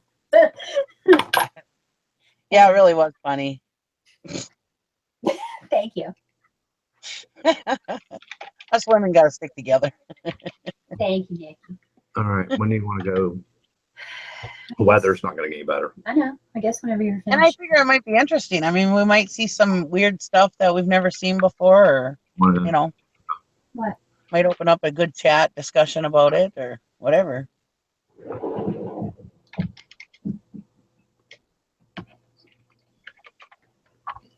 Make sure Whether you it's a lot- remind me when it's going to be or when, like, put it in our little group chat because you know I don't remember crap. I'm sure I will. I'm sure I'll ask you to post it on your page too. Yeah, put it in there. But put it in there early because I still remember. It's gonna rain tomorrow. Hi, Kara. Hey, Nikki, how's it going? Are you getting ready to do your show? I hear. Yeah. Cool. Except somebody stole half my pants. Oh, my. Oh, no. Yeah. How'd that happen? I left them on the back of the trailer. Oh, well, But nobody ever touches anything at my dad's. Like I'll have a rummage sale there, and out on the boulevard, not even in my dad's yard, out on the boulevard, right on the main drag of Duluth, and nobody even touches anything on the tables in the middle of the night. But I left 2 bins of brand new work pants sitting on the back of the trailer, and somebody took them. I got we found 16 pairs in the woods. Huh. Out of A 4. what? Pants. She had these pants she's selling. And they must have been dumping them in the woods as they're going. It looks like we're actually kind of out of the woods on the, speaking out of the woods, but Mhm. looks like the weather's pretty much already gone over us and it's already up toward whatever's up that way, Kentucky, Nashville. Yeah, it's coming up to my way here pretty soon. It's headed your, yeah, it's way up above. It's more like Louisville's getting hammered pretty bad right now. See, I didn't realize, I was watching 2020 or whatever, that PBS news show or whatever I was watching. I think it was actually like 2 days old. I don't know what day I was watching, but they showed it on the radar and they're like, it's all headed toward up to Alabama and Mississippi. And I think it was like 2 days ago. I don't keep up with stuff. I'm sure Eric don't want to hear the story again, but I had bought 40 pairs of brand new pants, work pants, cargo pants. Yeah. From remember the you bought store for $2 a piece. I had them riding around in my back seat of my car, and I thought before listing them, I might try them at the flea market. Well, our flea market was rained out, of course, so I thought, well, I'd bring them down this weekend. So I went to Menards, bought 2 plastic bins because it's dusty at the steam show, and put all the pants, took an inventory of what I had, put them all in these bins, set the bins on the back of the trailer that we were going to load the next day for the steam show with my flea market stuff. And somebody came by, 2 kids on bikes came by my dad's house and took them off the trailer. We found 1 empty bin in the woods, and the other empty bin in the woods a little farther down with 16 pairs of pants strewn throughout. My husband walked all the way through the woods and all over and didn't find any more. So. Oh, that's. So how many pairs did you lose? So how many pairs did you? I found 16. So whatever that is, do the math. I don't know. 22. This was at the show? No, at my dad's. What, did you call the police or anything? Yes, I'm going to press charges because my dad has video all over his house. So they were caught on tape. Oh, that's cool. Yeah, I'm going to press charges against them. If they can figure out who they are. The picture isn't that great. My dad was cheap when he bought his cameras, but. I'd sue them, Nikki. I'd sue their pants off. Yeah, literally. That's what my husband, he says, I'm going to watch every punk kid. He says, I'm going to keep an eye on every punk kid because these punk kids, they wear those work pants nowadays. Uh-oh. These ones that think they're gangstas, you know? Yeah, but what kind of punk kid cruises into somebody's yard, checks out the trailer, and then says, hey, good, these are construction pants. I can use these. I mean, it just seems, I'm totally, I understand weird shit happens, but it just seems odd to me, you know. I don't know. First we thought it might have been my drunk nephew, but it wasn't him. So. And then I have another nephew who likes to play pranks. So I figured he took them and took them to his house or whatever to hide them on me to joke around. Why did you do that? Why didn't you leave it alone? But when we found him in the woods, we knew he didn't do it. Why would you touch it? This one time in this bar parking lot with my pants off in the woods.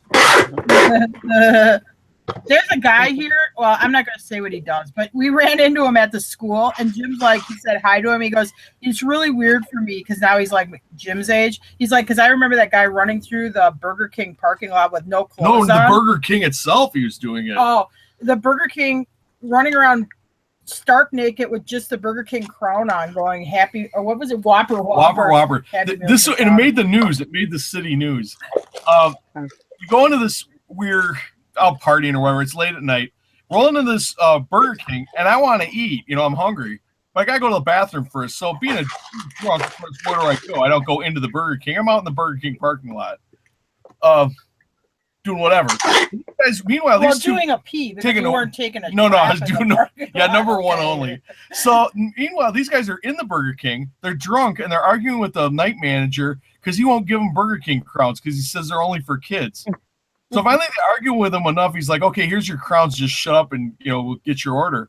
Well, by the time, oh yeah, my buddy's there too. And he's also doing the same thing I'm doing, but he's up north of me on the parking lot. I'm on the south end of the floodwaters. So I'm like, oh my God, now I got to take off these socks.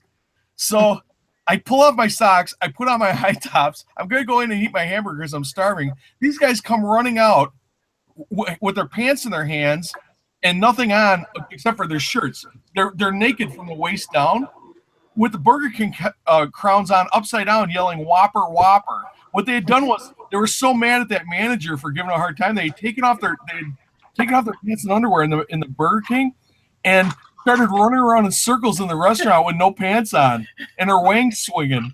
So anyway, they come flying out of the parking lot. And they're like, get in the van. We got to get out of here. I'm like, what? I want my hamburger. And they were like, back in there. They called the cops. So I'm like, great. So I got my socks whizzed on, no hamburger.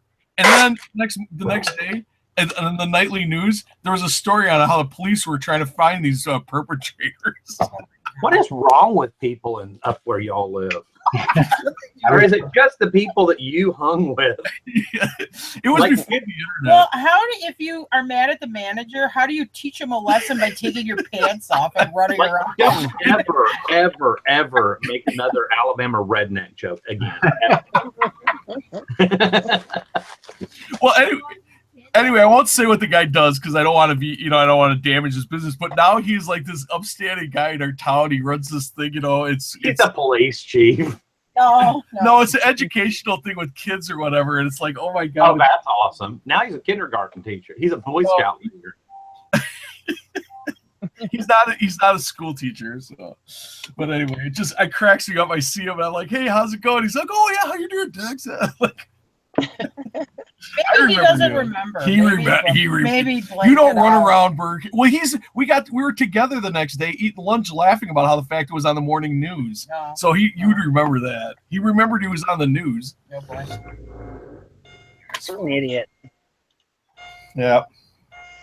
The other Jason said they really taught that BK manager a lesson, drunk logic. I thought too. We'll show you. We'll take our pants off. Yeah. Home of the Whopper. Oh boy.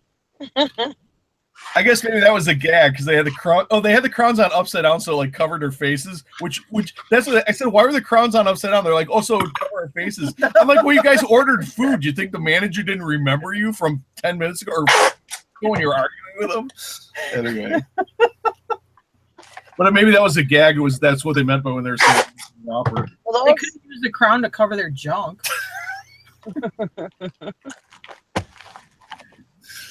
Oh my God. they just wanted to have it their way. Oh, Well, at least it didn't happen in a bar parking lot. It happened in a Burger King parking lot.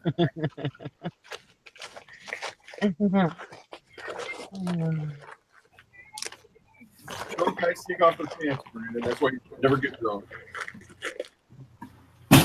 Huh? Tom's going, why would they take their pants off? There's kids around. And Jim's like, drunk guys take their pants off. That's why you never get drunk. Yeah. Drunk girls also take their pants off. Oh, here's the keys to the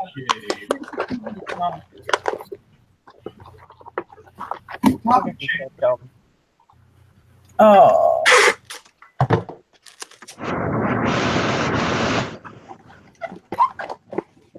So I went and picked up all my medical mannequin stuff. Oh, was it what you thought it was? Did you win it all that? Yeah. Yeah, we learned a lot. We're gonna do it. Well, we did a video on it this morning, so we'll upload it sometime today. Well, I gotta do video. I gotta put it together. Did you do what I told you to do, Jim? No, we tried to make it classy. There Why? were so many opportunities for humor in that video. Yeah, well, Oh what my if God, somebody? yeah. I'm like, what if somebody is like a reseller and their mom, and they got like their 4 or 5-year-old, and they're like, "What is that man doing with that catheter thing?" And it's classy.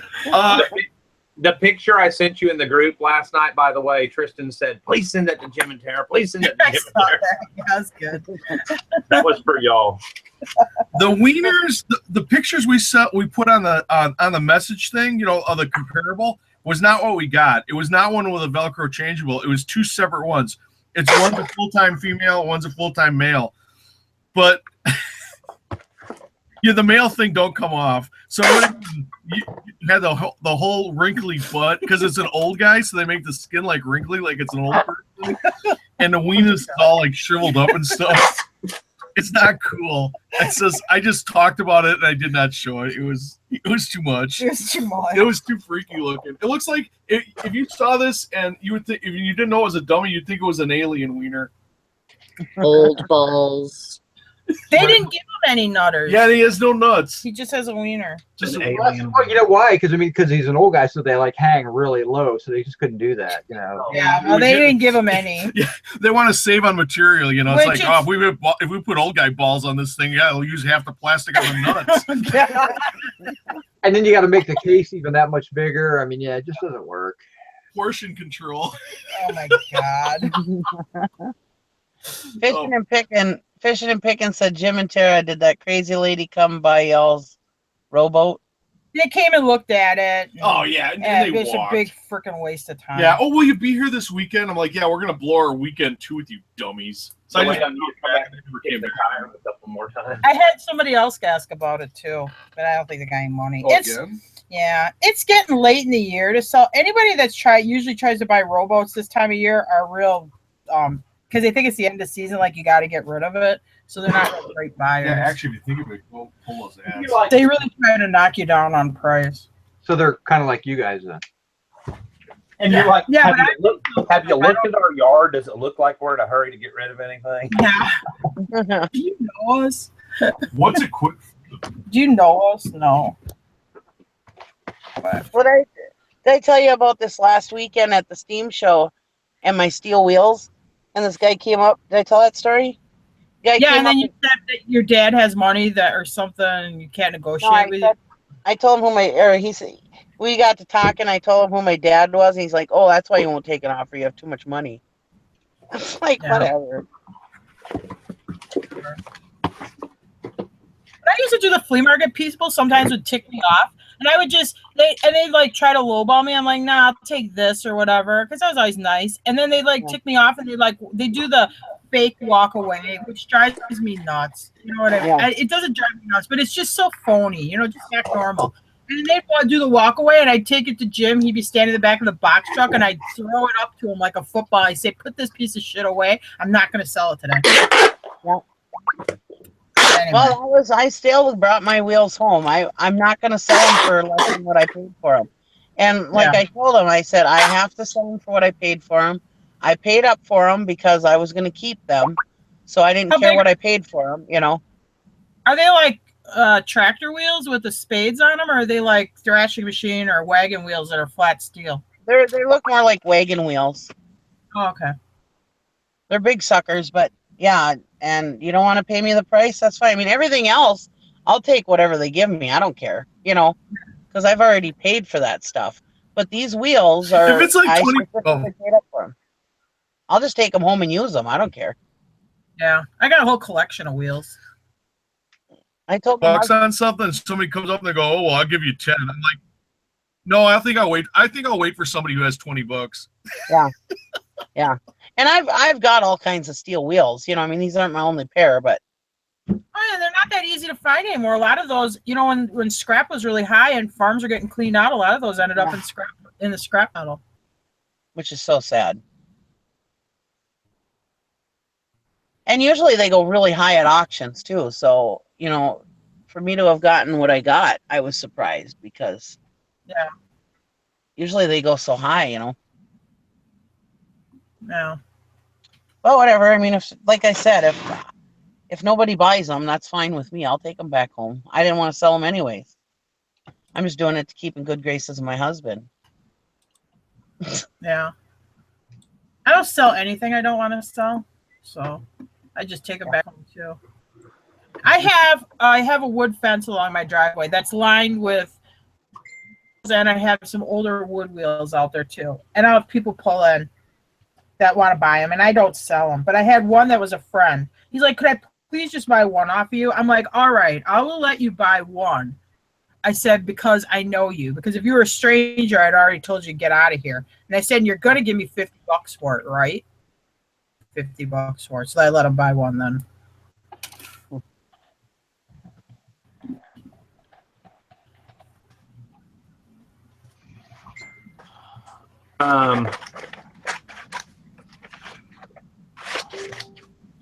So Nikki, what are you going to do with your show if, I mean, because like everybody's standards are different. What are you going to do then, you know, maybe different than yours? Like the guy, like we were talking about board games this morning.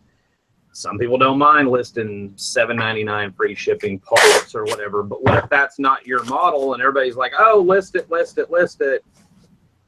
and it's not like, you know what I mean, up to your standards? Or let's say it's big and you hate shipping big stuff or something, and everybody's like, oh, I would list it. And you're like, well, that's not really my thing. You know, Well, how are you going to work around that part of it? I don't know. I just figure it'll just open up a discussion, and No, I think you know, it's good. yeah, I just figure it'll just kind of open up a discussion. I mean, like in the ultimate, you know, it's up to the person whether they actually throw it away or they actually list it, you know. But it's just to open up, try to get people to push you to get rid of this pile or figure out what to do with this pile, you know, that's been sitting there. And I mean, it don't have to be a lot of stuff all in one show. I mean, you know, I figure an hour or two will be plenty for the show, you know, but we'll just play it by ear. Play it by rear? Play it by ear. I almost got hit by a car this morning on my bike. Random. Yeah, squirrel. Great segue.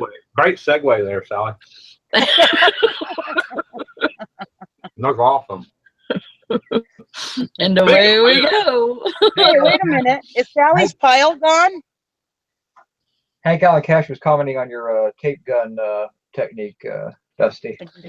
Or did you just move over? It's lower. Oh, I was gonna say I see stuff behind you. This one's a 3-inch, so it's bigger and heavier. I don't like the do across rip thing.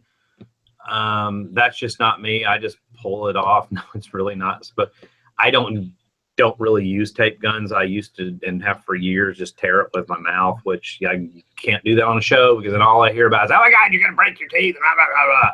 So then I would have to do these morning shows with my camera off, so I didn't have to hear about it every single day. And then Jason sent me the freaking 3-inch gun, which I kind of like. And the reason is I tape my labels with 2-inch tape. You have to do 3 strips on a label. 3-inch tape, you only have to do 2.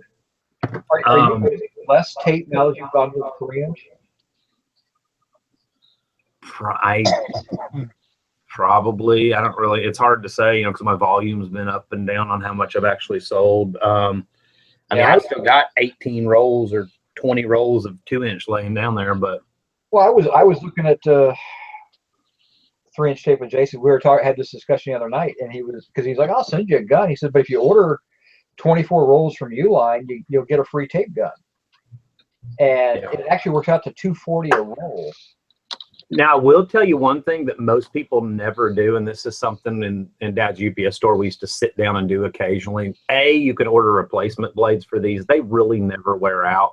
But the second thing you can do is take a piece of tape, flap that thing back down, clear off all that gummy. Oh, shit, it just stuck to my knuckles. Clear off all that gummy stuff. Just sit there and go like that. Do that every once in a while. All those little pieces of cardboard, just kind of wrap it around there. Clean it off. Nobody ever cleans it, and it'll actually tear a whole lot. Like there's a big giant piece of tape that was stuck to it. It'll actually tear your stuff a lot. And see, it's actually getting stuff off there. Yeah. Nobody ever really cleans that bar, but if you get enough junk in all those little teeth, it's not going to tear your tape right anyhow. So, Sally, are you okay? Yeah, I was about to shit my pants, but I'm all right. What's she All saying? right. Yeah, I was on a road almost home, and it doesn't have any stop signs, but there's the other way, the other intersection has stop signs both ways. And so I slowed down because I seen a car come up to the stop sign. She looked right at me, and then she looked the other way, and then she looked right at me again. And so I slowly moved in front of her, and as soon as I got in front of her, she hit the gas and then hit the brake again real hard. And I was like, I screamed and I said, "What the fuck?" And I was a little bit away from her, and she stopped her car in the middle of the intersection. She got out and she goes, "I'm sorry, my eyes are really bad this morning, and I'm having trouble seeing." And she goes, "Are you okay?" And I said, "No, you about scared the shit out of me." And I was like, "Whatever."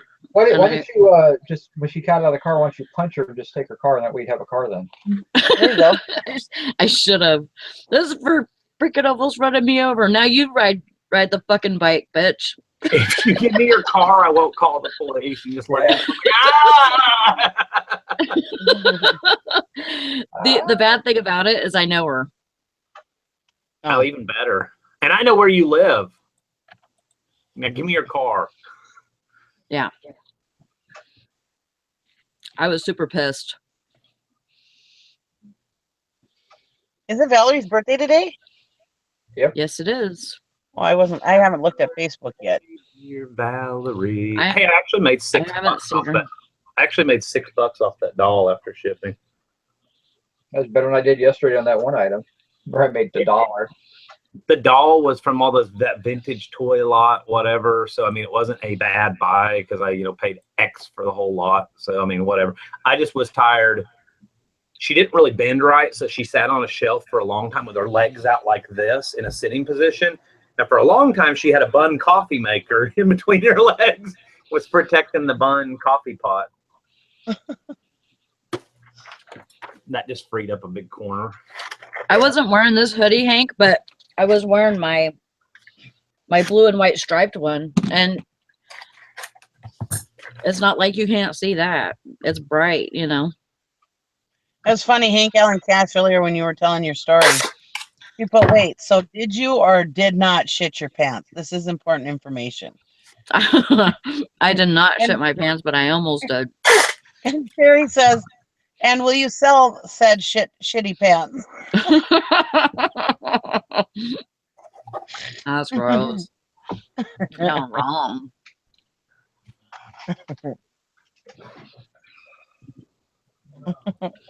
Steven Scroggins wants to know if you're putting a kid in a box.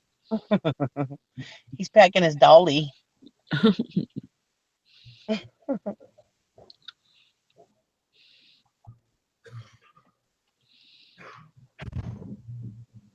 That's the only place for kids in a box, right? I'm kidding. Right. That sounds good, Nikki.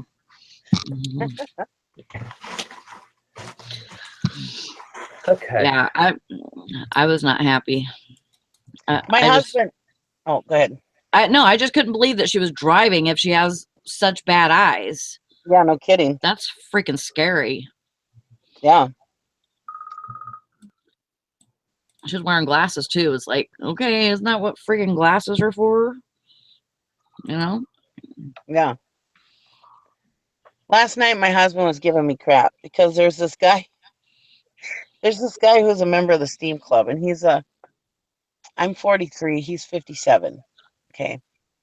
Anyways, known him most of my life. Anyways, one night we were drinking and whatever, and had fire at the Steam show. This was years ago, and I don't remember how we got on the conversation of my legs, but he's like, "You have really nice legs. I've always admired you. You're a beautiful woman, you know." And I was like, "What?" You know, I was like, "Oh my God." So Yeah, I know where this. anyways, my husband is there. My kids are there. A good friend of mine who's like a brother to me was there. And all of a sudden they get up and start walking away. And I'm like, where the hell are you guys going? And my friend who I've known my whole life, he goes, this conversation is even getting a little weird for me. And I was like, nice of you guys to just leave me here alone, you know. And the guy's harmless. He's a nice guy. He's a gentleman, very nice guy, whatever, right? And so, anyways, for all these years, it's been a joke that this guy is like in love with me.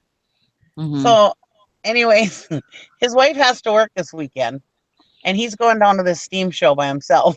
And so my husband's like, well, I don't know if you should go down there a night before me. He said, because he's going to be on the prowl. His wife ain't going to be down there.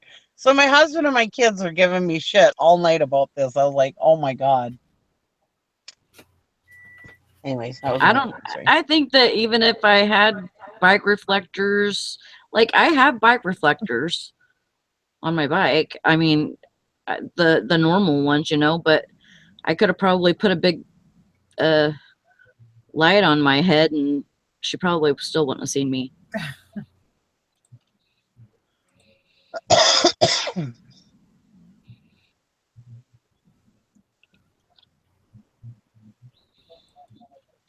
It's just scary when people are, you know, have too bad of eyes and shouldn't be driving, you know. Is she old?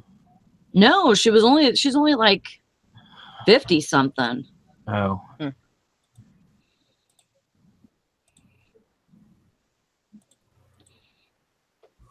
Maybe you should bring her a pair of glasses. Give her a hint. Hell no, I ain't giving her shit. She needs to give me something. Or set her up with an eye doctor's appointment. Say, here, I thought you need this. Hank says, Sally, tell her next time she wants to race, you're going for titles.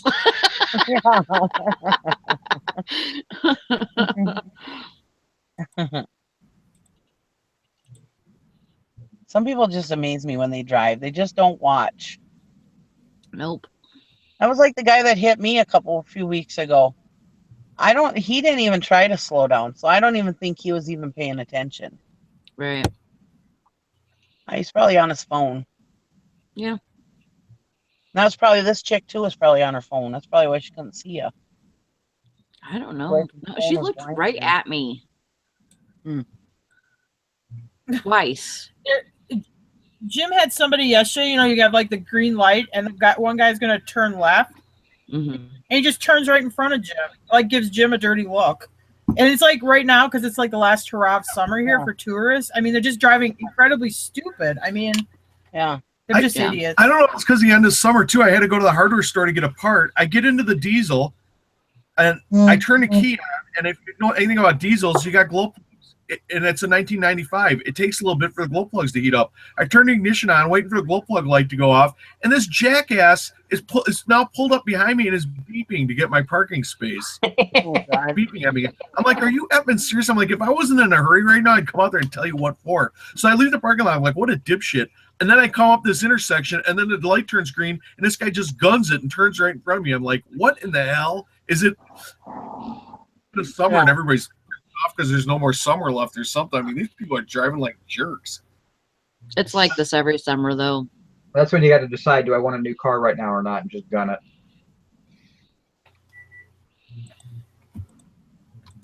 I told him he should have got out of the car and yelled. That's what he did. I know. I Because was, when you were, remember that lady? Wasn't there a lady that was blowing the horn and you got out of the car and just yelled at her? It was at the bank. it was on the bank. Yeah, we'd gone through the drive-through, and then she's beeping at me because I'm working for a landscaper. I had to drop off some of his deposits. So as I'm leaving the bank drive-through, but I got trees on the back of the truck, and you gotta be careful when you got a high load like that. This lady behind me starts beeping at me because she doesn't think I'm leaving the drive-through fast enough. I got out of the truck, I shut off the ignition, got out of the truck, walked back to her car, and started asking her what I could help her with. She quick rolls up the window. She just grabbed her steering wheel at the 10 and 2 position and just stared at the windshield. She wouldn't make eye contact with me. And I'm like knocking, hello, can I help you? Don't make eye contact. Don't make eye contact. Just look straight ahead. Why do I have it done? The next phrase is, and I pulled out my tallywhacker and tapped it on her side window just to get her attention. Oh, that's awful that you just called it a tallywhacker. The Crazy Card asks, does anyone have experience with sending flatware to replacements.com? My experience has been if they offer to buy it, it's actually desirable, and they will pay you. Back in the days they made me offers, it was about 1/10 of what it was actually worth. Yeah.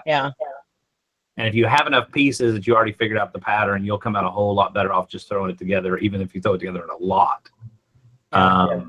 The only stuff I sold, I mean, I sold a big lot of the Dansk, and then but I had a bunch of pieces left over, and I sold individually. Otherwise, I'd lot up my silverware and just let it go.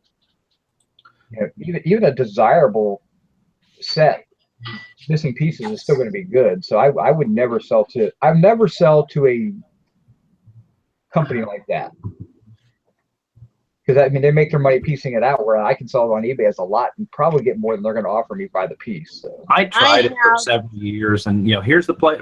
Here's what I have. Send me a quote, and it was every single. It was about 1/10 of what it was worth. I have sent stuff to like the book buying places, but that was because I had so much of stuff that it was just better to just send it all to them and make a few $100 than it was and it was all free for me. I never even paid for these books. They were all free. And I made a few $100 off of them. She stole them all out in the woods. What'd you get for your soul there, Dusty? But this time of year, around Christmas time, is a really, really good time to sell flatware. So you probably want to do it yourself. Because flatware around all major holidays usually sells pretty good, especially Christmas.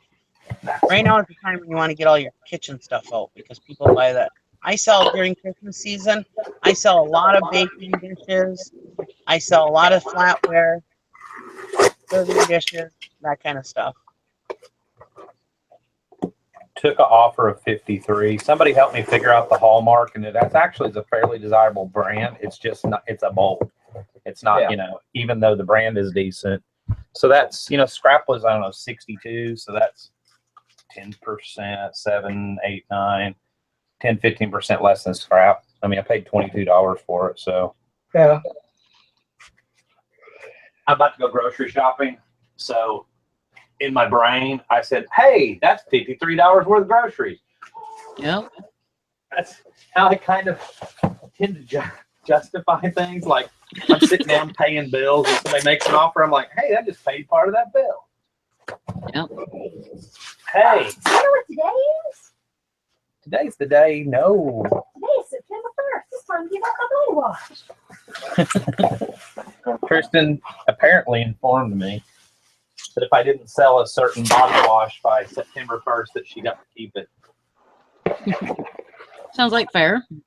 I Fair agree. game. Considering you've had, what, over a month to sell it? I don't know why it hadn't sold. Because it was meant for me. Unfortunately, it's buried. That is not unfortunate. I will dig it out. Which one was it? And you don't want her to dig it out. Give me a pump. Would you like a pump with that? I would like a pump with that, sir. Here. Merry Christmas. You're a good man. Don't forget to take it out of our stock. Jim looks like he's trying to cipher something out. You can get it back. Yes, computer. Run a fellow computer now. You want a composition It's book with that? it's got a real fuzzy camera.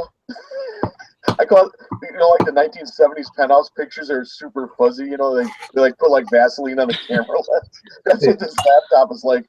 But the dogs knocked her laptop over and busted the where the power cord. Just the power cord is broken. The computer's okay. I just ordered a new one off Amazon, but she had like 20% battery and it was starting to glitch out real bad. So she's working the junk lab. We're on the ThinkPad spare. Are the dogs still alive? Oh yeah. So that's with these dogs. That's minor. So, Yeah. so you're basically living like me, whereas your son has this monster power computer system, and you guys are going on 1997 laptops. Actually, I don't know. Well, it's a Windows 7. It came out for Windows 7, so I think it's like a 1914 laptop. Yeah. So it's not real old, but it just doesn't have a great camera. It's a government computer. Maybe they weren't shopping for ones. Like I noticed the ones I get from them usually don't have any graphics cards or anything like that. They're real base systems. The other thing, back to yeah, but it's a 1914 computer, probably worth some money. This is how they planned shelling trajectories in World War I. the other thing, back to what the crazy card was saying. He said, "Cool, thanks. I was planning on lotting up the better stuff, but I have a bunch of odds and ends single pieces." You're going to have to identify the maker and the pattern in order for them to. I mean, you can't just send stuff into them and they identify it, which I'm sure you know that. But if you've already gone to that trouble for single pieces, you're almost. And I can't remember. I think you actually have to send them a picture too. You may not. It's been probably 3 years since I did anything with them, but. I mean, you're going to be looking at, you're pretty much have going to done a lot of the work, if that makes sense. I would probably go ahead. And I mean, and even on the odds and ends single pieces, if they're vintage-ish, like silver plated stuff, you can actually lock that crap up. I mean, it doesn't bring a whole lot, about $1 a piece or so. But you can lock that stuff up and crafters will buy it too. Especially when you can't figure out the pattern, like stuff that, if it's Oneida, I mean, I'm sorry, there's about 10,000 different patterns of Oneida. And unless it's one that I just really, really, really is distinct and I recognize or whatever, I mean, or it's easily identifiable, I usually just lock that stuff together. Yeah.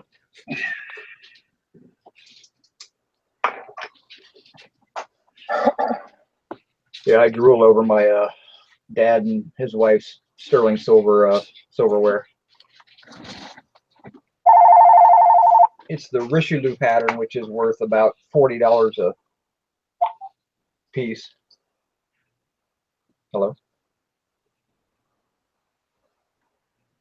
Would you not expect me to answer the phone? The what pattern? The Richelieu pattern. It's R-I-C-H. L-I-E-U. Yeah, it's French.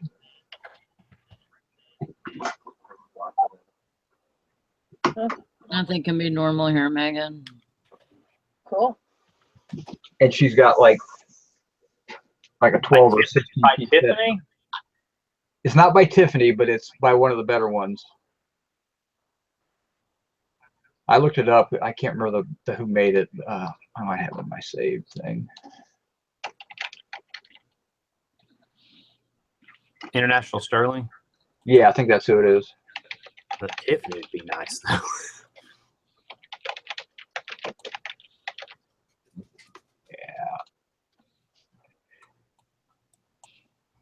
Yeah, $29 for a spoon, $34 for a butter knife, $39 for an iced tea spoon, and she's got it all.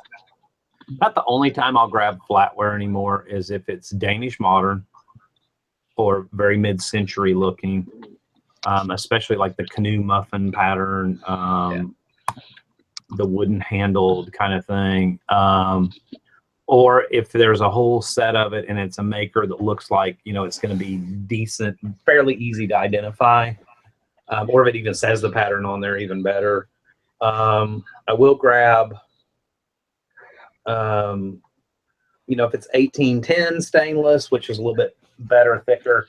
Sometimes, like if it feels quality, I'll grab it. But if it's just your regular run-of-the-mill Oneida or something like that, not even silver plated, just plain old stainless, more modern, I usually just pass it up.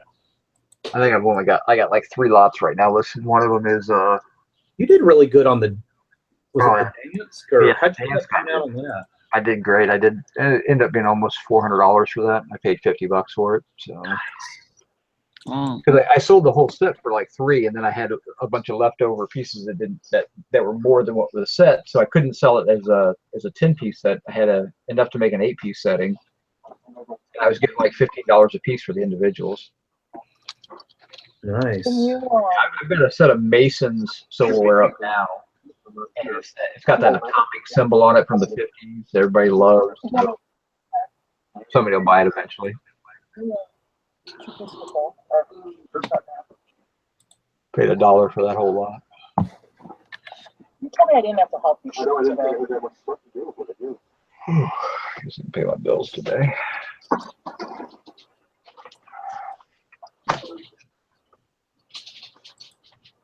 Let's see, what do I want to pay when?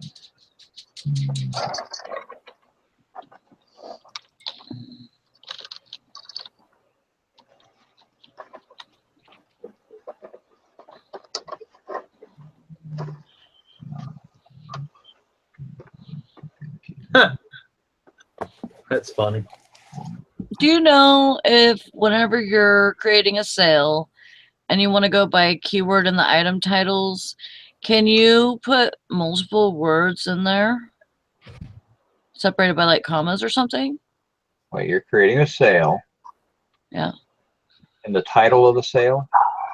No, honey, no. Like if you're trying to find certain items to put in the sale. Oh, when you do the search.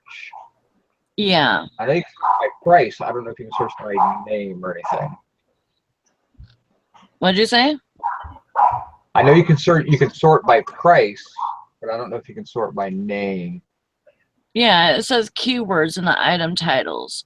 So if I wanted to do multiple words and to like search by multiple words, like would they bring up everything that is in those, all the listings that those words are in?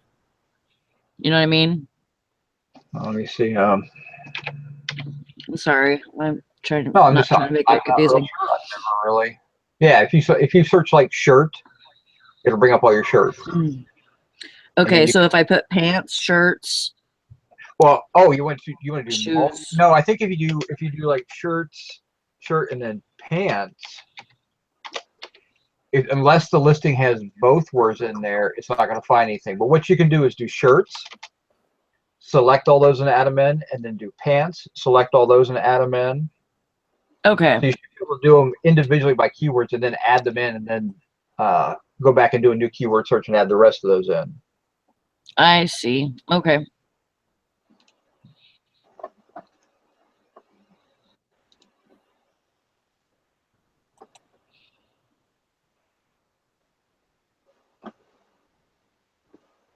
iPhone 1199.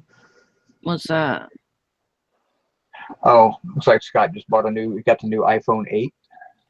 Oh, you suck, Scott. Yeah, he paid almost $1,200 for it. Oh my God. I bought a lot of cars for less than that amount. Scott, I need a car. Can you buy me a car? Hey, I thought you found one yesterday. Yeah, but I'm looking at something for 500 right now. Oh, okay. It's a van and doesn't have anything wrong with it. Yeah, that'd be good for hauling stuff, Yeah. Well, that, and I mean the car that I found for 150, it needs stuff, and it's been sitting, and this van has been like a daily driver, so and yeah, it doesn't have anything wrong with it, so I think the van would be the better option. Yeah. He hasn't bought it yet. He's going to buy it. So I guess Yeah. it's not. I don't know. I don't have an iPhone, so I don't pay attention to that stuff. So You cray. I'm too cheap to do that. that's I why know. my phone's an And honestly, to tell you the truth, I'm not responsible enough not to break it if the phone's that expensive. I mean, I'm very hard on my phones. I have a very cheap phone because I break my shit. I can't help it. Yeah, I say I haven't. I guess you'd have the Yeah. insurance policy, or whatever. But I'm too cheap. I said it. I'm a cheap ass. No, you know what? It won't let you do that, Eric.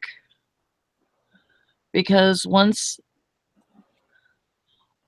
I select all those, Oh, that's good. then it goes back to the other page, Let me try. the starting page where you're setting up your sale.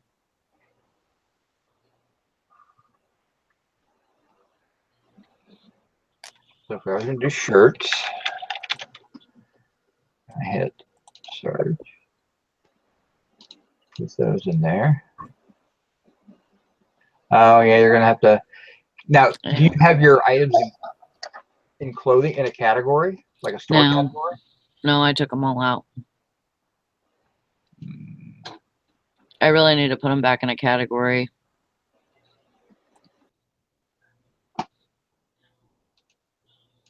Screw it. I'll just have a. Well, just do multiple sales. Do a shirt sale, do a pants sale, do whatever. That's all you got to do. Eh. It's just as easy. I mean, if that's all you want to sell, if you just want to put a sale on for your clothing, just do shirts, pants, shoes, jackets, and do each one of those. You might have 4 sales running, but you can do the exact same percent. Yeah. And it's just a little bit of an additional pain, but that's all. Yeah, I'm not into that right now. I think I'm just gonna put everything on sale. Just leave it like that. Let's put everything on sale. There ain't nothing wrong with that, right? No, there's nothing wrong with that. That's what I do. I don't do any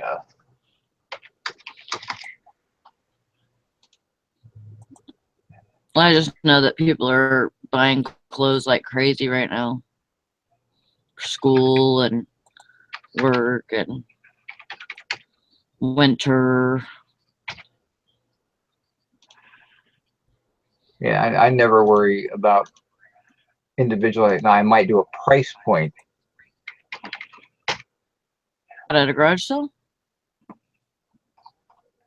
No, for a sale. I mean, I might do a price point for. I won't. I don't. Might put a 20% off sale, but I don't want to put anything that's $7 or cheaper in that sale because then I end up losing money. So. Right.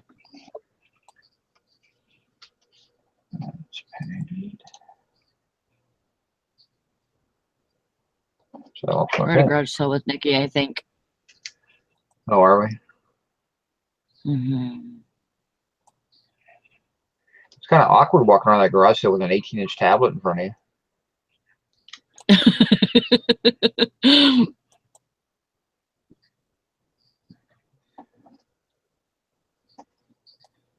Not that I think she's using that big of a tablet, but I don't know what she's using. She might just be on her phone.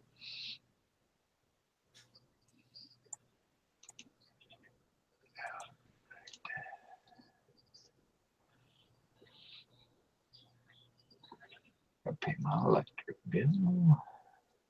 Wrong room.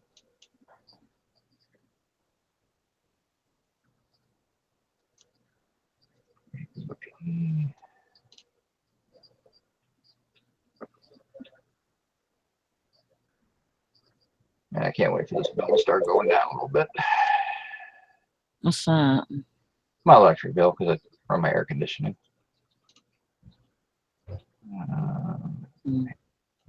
Got that.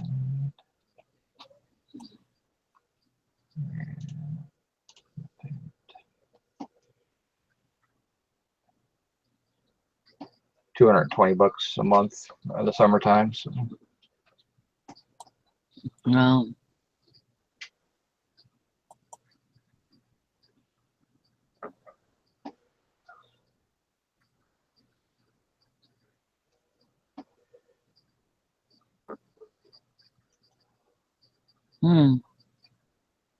A Herbie.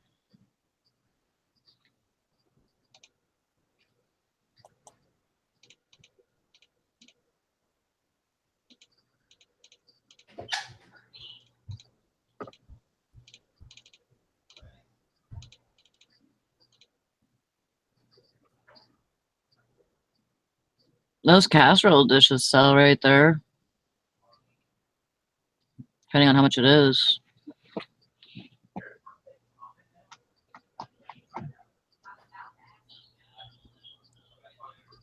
No, the other one. The white one, yeah. What brand is it? Is it Corningware?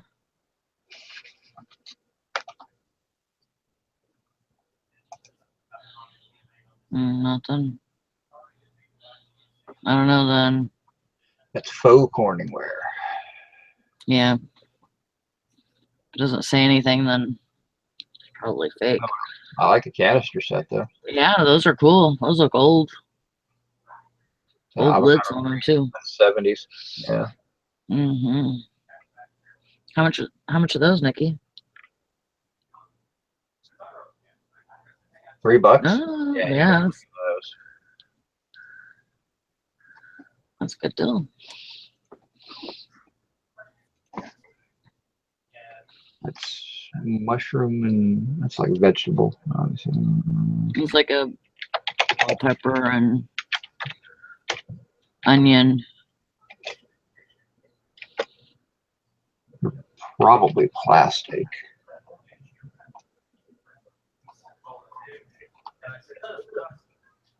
Yeah, probably. They almost look like Tupperware lids. To tell you the truth. You're probably looking somewhere between 25 and 50 for that set. But that green color, that's popular. People like that stuff. We have it's a 4-piece set, which is nice with the lids. Mm-hmm. Actually, somebody got for a set that's close, they got a 3-piece set, they got $50 for it. Not quite the same, but kind of the same style. Go to the bathroom and the mail runs.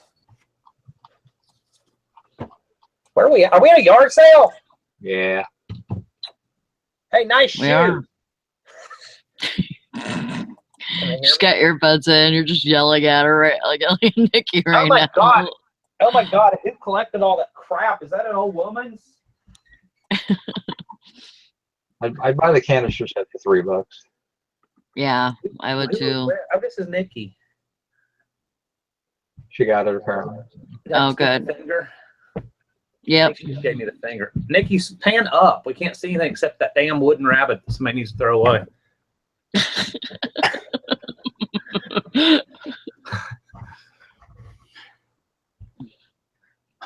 I don't do China. It's yeah. I thought for a second this was listed or pitch it. I was gonna say you need to pitch all that. Dusty. Don't listen to him, Nikki. He's being an ass. There's about 4 minutes more. This 5 minutes is 4 minutes more than what I would have spent at this sale. I'm just kidding. I can't. God, quit going so fast. Well, she's getting her canister set she bought. So. Oh, is she putting it in her purse? Nah, she's grabbing it. Shoplifter.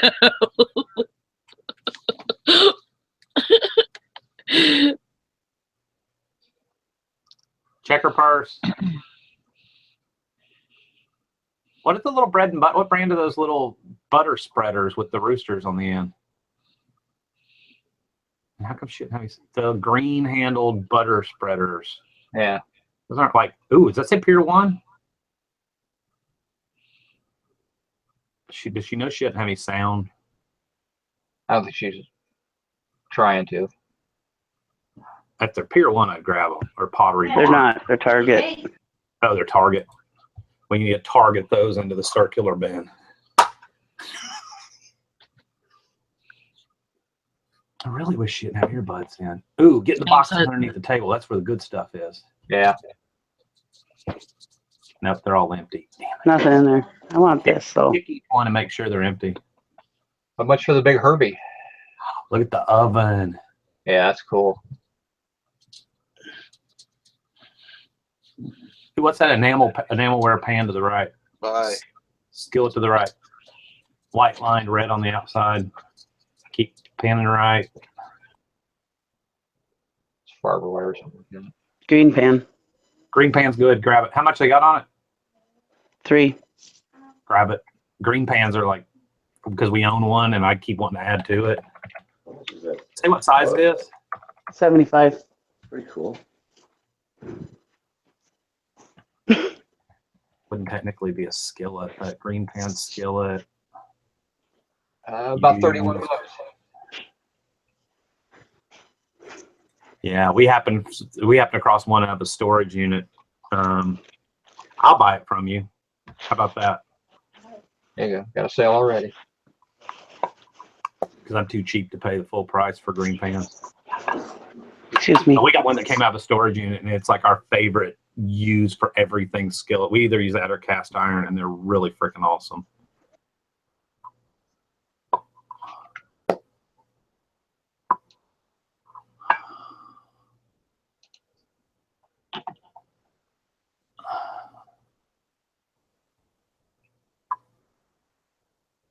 Oh. I see nothing but nose hair. Look, I see your credit card numbers. Good job. Good job, Sally. Show everybody your credit card numbers.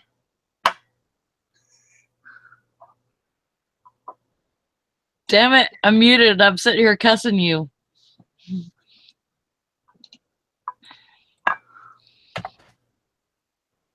What did she say, 75 a minute ago? Yeah, 75. She paid $3 for the canister set and 75 cents for the, assuming she paid those amounts, and 75 cents for the pan. 75 cents for the pan. I think that's what she said. I think she said 75 was the size. Yeah, but there wouldn't be a 70 unless it's 7. I don't know. Maybe I'm wrong.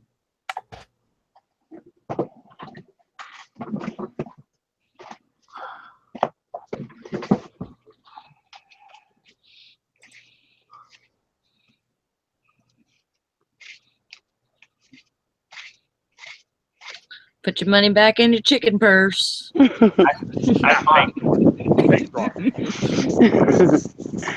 $3 for the pan, $75 for the bug.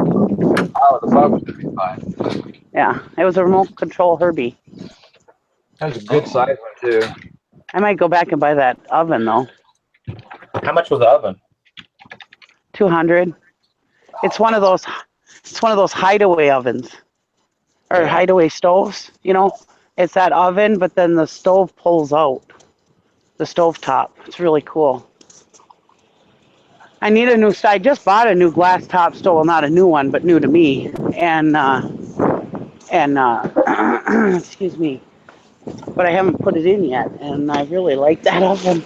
There's no solds on the Herbie, but somebody's trying to get 100 or 200 for one. Huh. And 13 people are watching it. Huh. I didn't get it. I got the pig bake though for myself.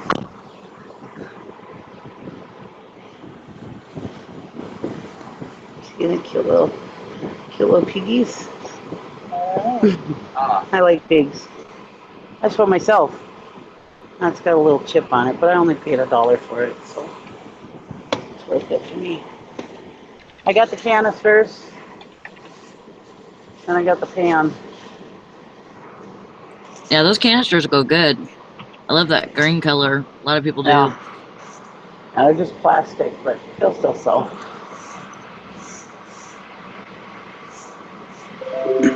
Yeah, the plastic ones probably would do better than being ceramic or something, because you know, Metal ones usually do really well, but they're hard to find.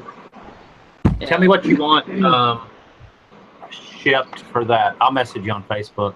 Tell me That's what just you a want to sell that small green little pan. pan. If you want to sell that green pan, just tell me what size it is, because ours is a bigger one. That'd be a really good size. This is a little one, like an egg pan, you know. Our big one's starting to get a little worn out. It's all of our pans, because our son has a tendency to throw things on the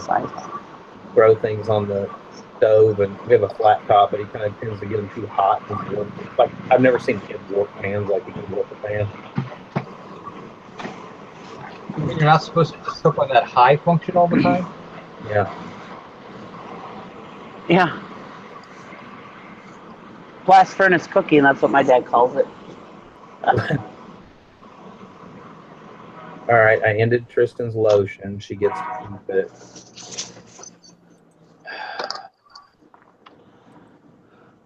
I took it out of my unsold so I don't accidentally relist it. Yeah, that's the key. I didn't mean to like take over the show. I just thought maybe you guys might be interested in looking what I was looking at. No, I thought it was awesome. No, but You know, wasn't just that like great Hank of a- says, they like field trips with Nikki. I'm kind of excited today. Some days rainy days aren't bad. I'm going to sit down and work on all these 2 boxes of paper stuff, and I started going through them last night. I don't know. It's like Eric was talking about earlier, you know, slides or whatever. It's not like work if it's something you enjoy. You know, if that was, it's like we were talking about earlier, if that was a stack of board games and I was having to count pieces, or puzzles and I was having to put them, I would rather shoot myself in the head. But when it's something like that, like slides or photos or paper or whatever that I enjoy, I don't know. It's not. Yeah, it's not near as bad. It's that old saying, you know, find something you love and you'll never work another day in your life. And it's so true, because it doesn't seem like work. We got to go grocery shopping first, though. That sucks. You guys, by the way, thanks for making me laugh. So that whole thing, I looked like an idiot. That's They're good. just laughing to myself. Take your earbuds out next time. We'll make it a lot more fun. Mhm. Yeah, yell out, did you know she's going to sell all your shit on eBay?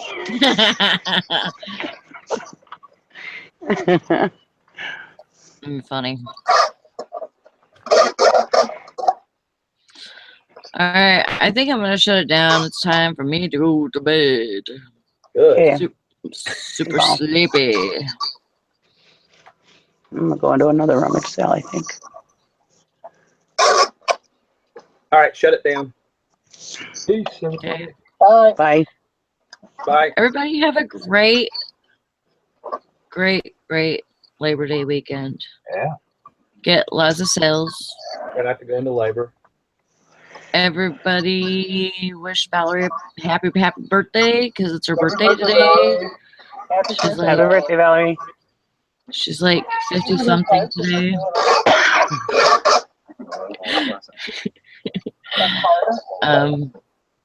She's not really 50 something today. I just said that because I'm being a bitch. But